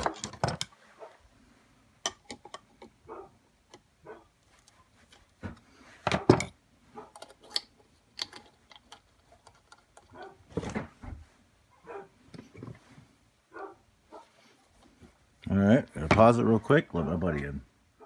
Okay, so I added grease to the throttle cam on there. Tightened up the air box, got that where I want it. I'm gonna go ahead and put the springs back on.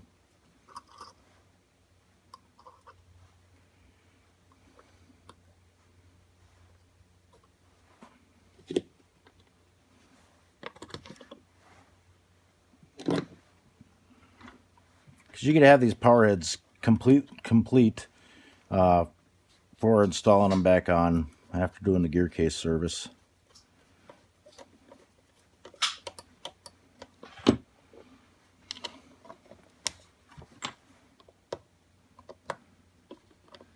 Usually set that on the rich side so I got room to lean it up, because it usually comes in a little bit lean.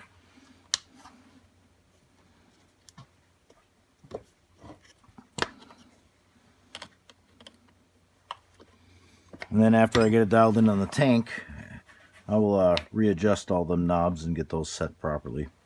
I can go ahead and put the recoil back on. My buddy Dave Kidler just stopped by to heckle me a little bit while I do this.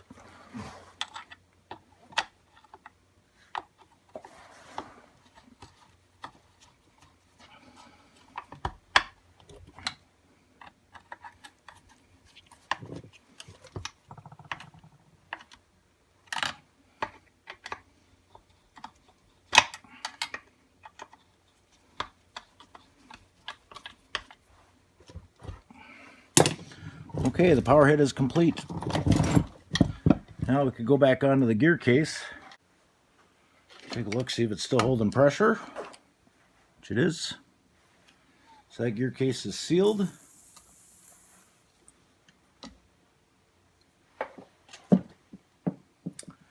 Pull the drive shaft back out. I'm going to turn the gear case around so you guys can see better.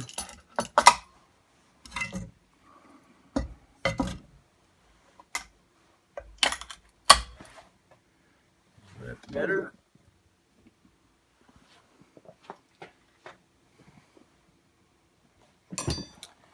Take these screws back out. Will hold the bearing carrier down. Those will be replaced by the water pump housing hold down.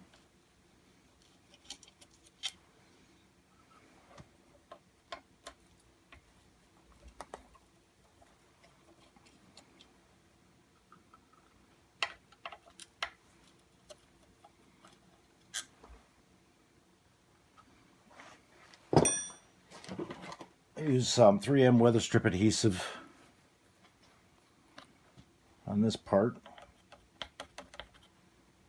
If I can get the stuff to flow.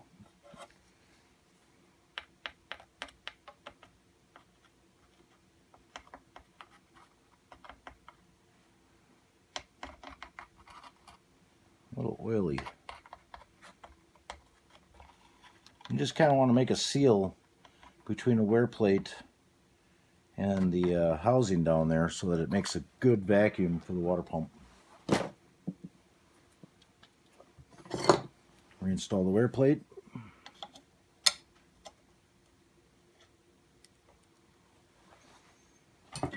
Then I take the drive shaft, install the housing on the drive shaft, my impeller.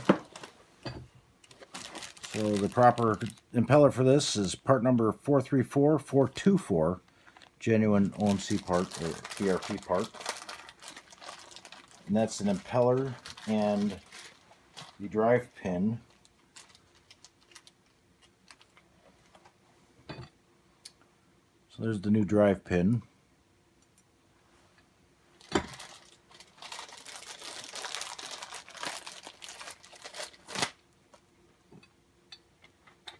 And the new OMC impeller, BRP impeller, whatever.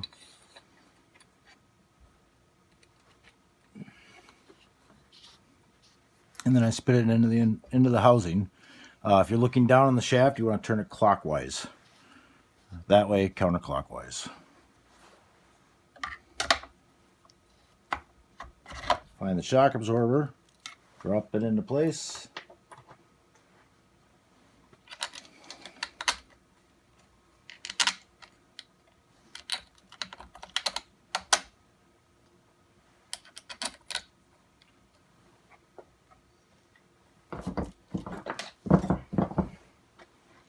And then tighten down all the screws.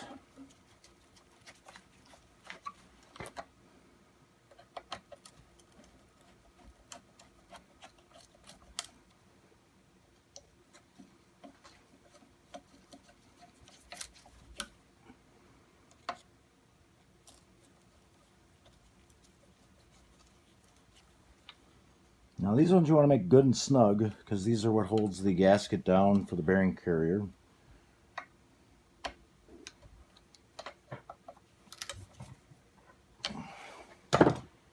And I usually put a little oil on the grommet to help it slide into the water tube. And then I just refill the gear case with oil.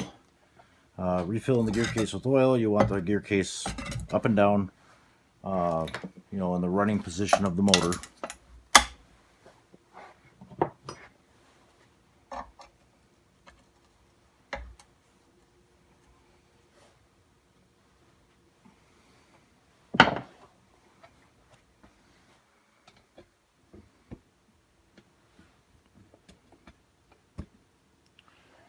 And I buy my gear oil in bulk, 5-gallon buckets. High Point 80W90 lower unit oil. The brand I use is Shipmate. It's sold locally by one of our local oil companies, Como Lube. And it's good oil. So you fill it from the bottom until it comes out the top. So I fill it until it's full. There, it's full.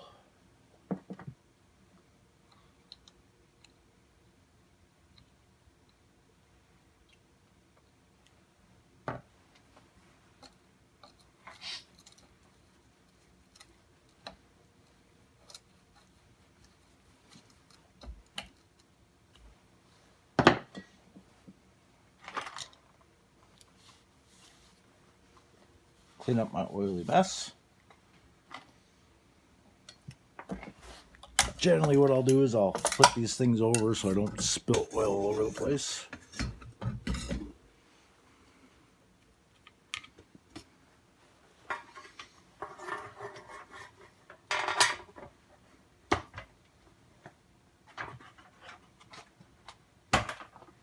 Put the oil away. And plug off the bottom.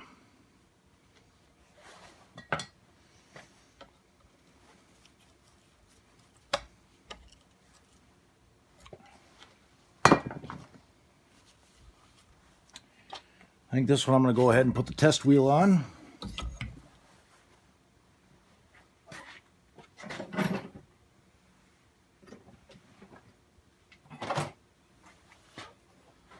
So this is a test wheel propeller. It's made for running at full power in the test tank and actually seeing what it runs like.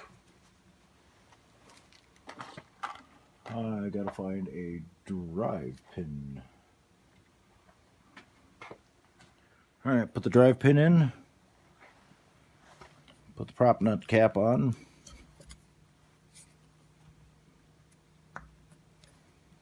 And then we move back over to the motor and reinstall it. So just one moment. Okay, I'll reinstall the gear case.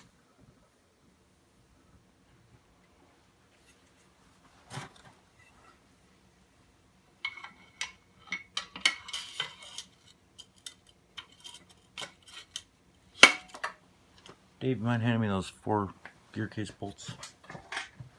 Right by your pop can.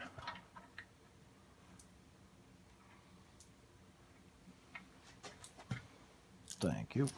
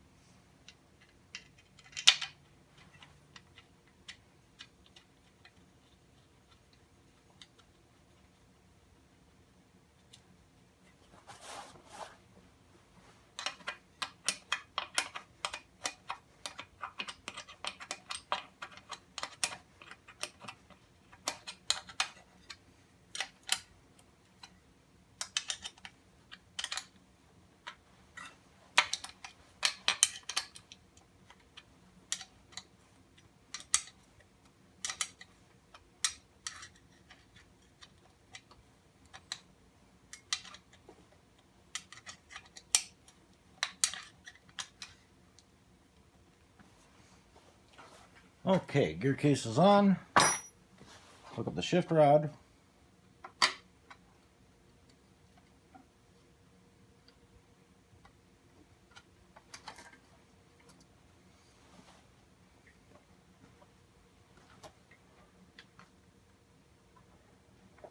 So it's just one nut first.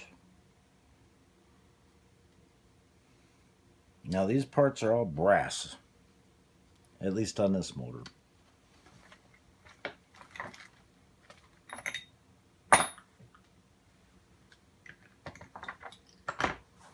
So you don't want to get them too tight.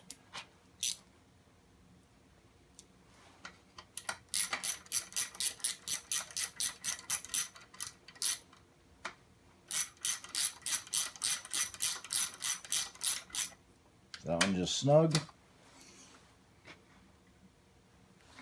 Then you got a star washer and your other nut.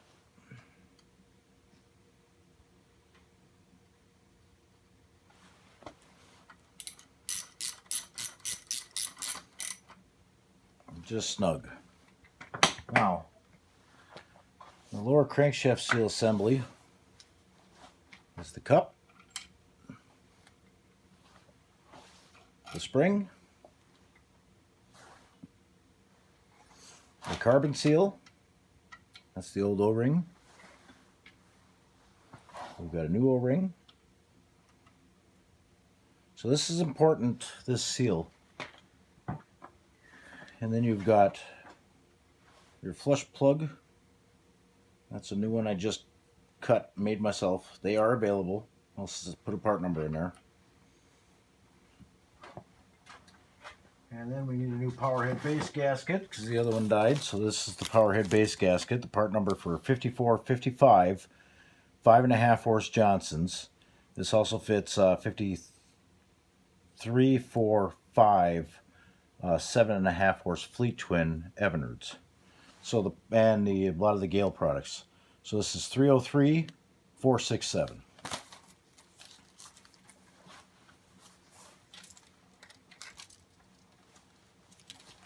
Get the package open.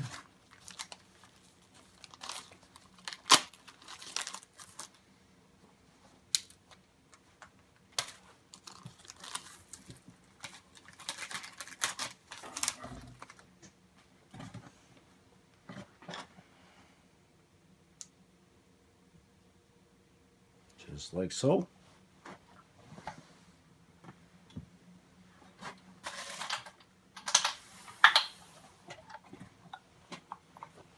We set the power head back in place. Being conscious of the gasket and the tower shaft that's got to line up here.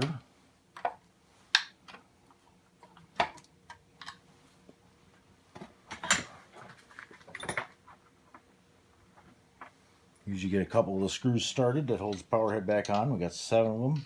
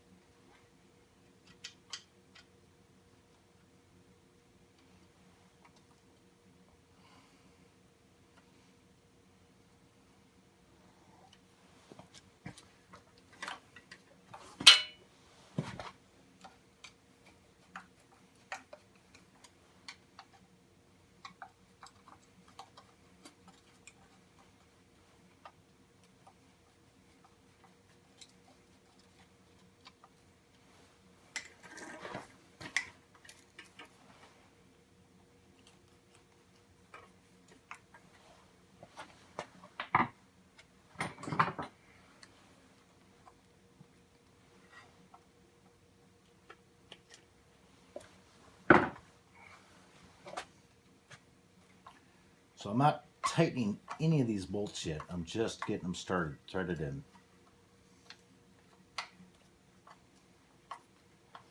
Because you get them all started before tightening any of them.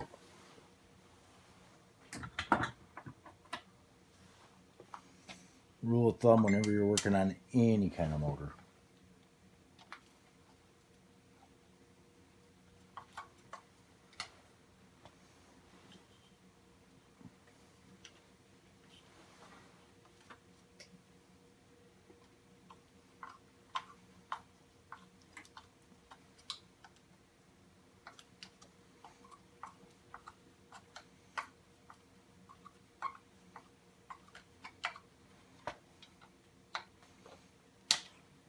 Okay, and we'll just go through, tighten everything up.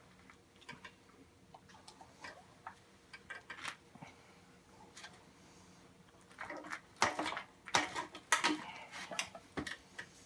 swivel on this is pretty tight. We'll have to loosen that up.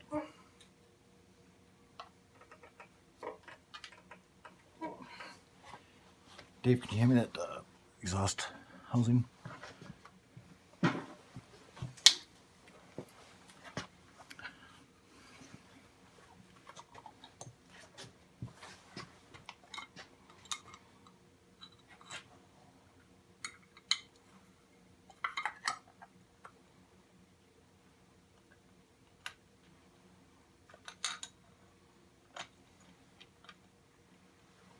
Put the exhaust snout or housing back on.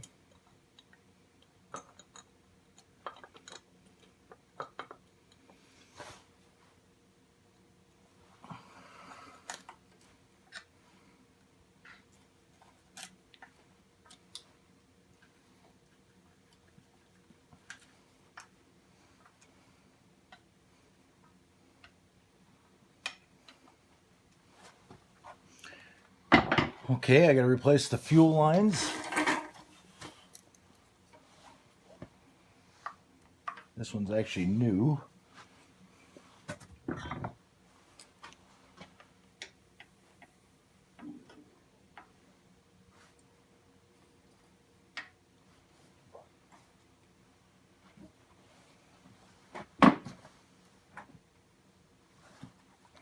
I just used 3/16 fuel hose here. This is the pressure line.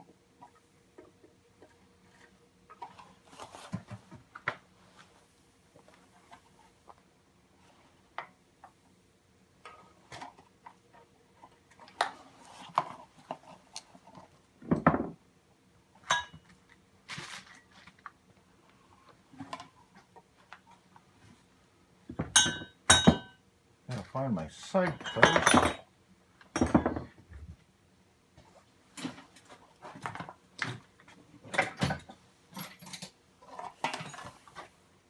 You want to leave a little bit of slack in there so that there's room for the motor to run and vibrate and get the cowling on.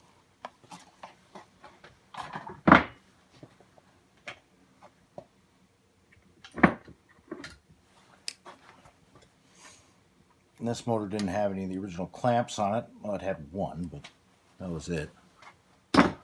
So I like to use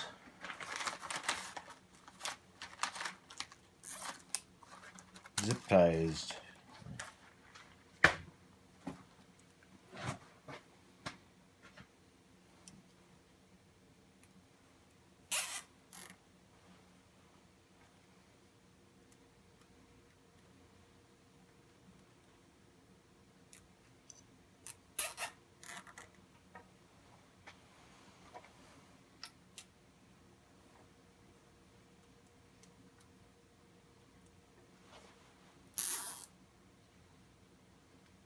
Nope, I don't like that fuel hose, it's too short. So let me replace that one, and then I'm going to put the spark plugs in it. I'll make room in the test tank, and we'll do the dial-in. Alright, first start. No attempts on this motor ever for me to start it, so we'll hook up the fuel line. We'll pump the tank until it's firm. We're doing 16:1 gas oil mix with 91 octane non-oxygenated and TCW3 oil. I set the throttle for between start and fast. Now the carb is not going to be adjusted properly. We'll set the choke, and usually, well, it depends on if the motor's been sitting for a long time. It might have moisture in the crankcase. I don't know how many pulls it's going to take to start. Usually it takes about 3, but it could be 15. So we'll give it a try.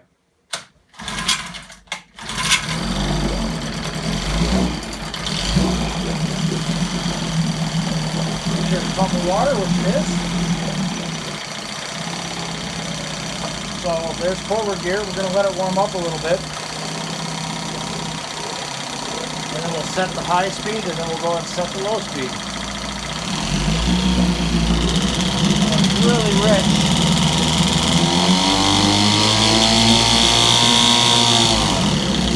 It's too lean.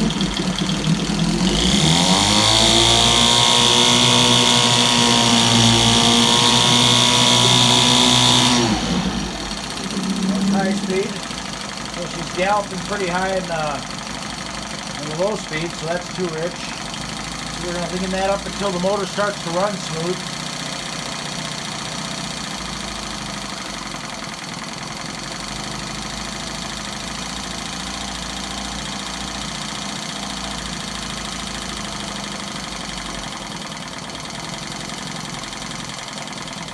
It's too lean, so I got to readjust my knob.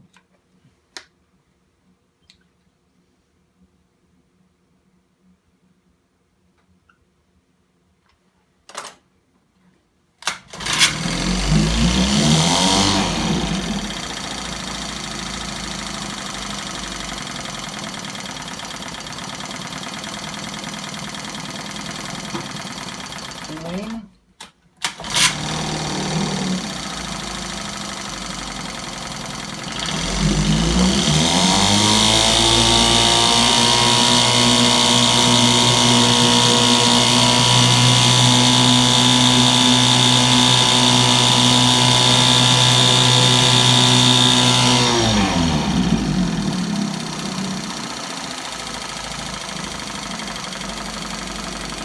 And reverse.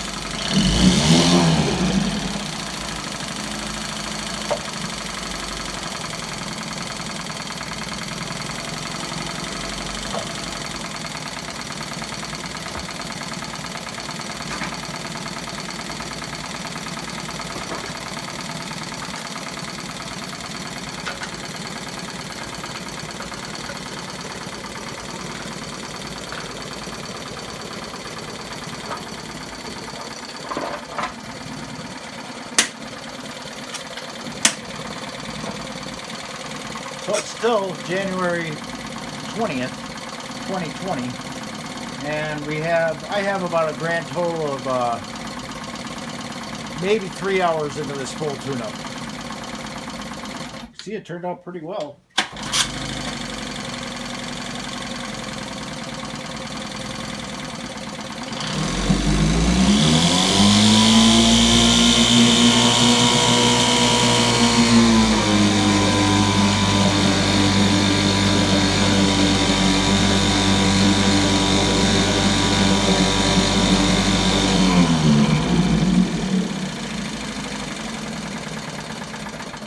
Choking on its own fumes a little bit. I put the hood back on.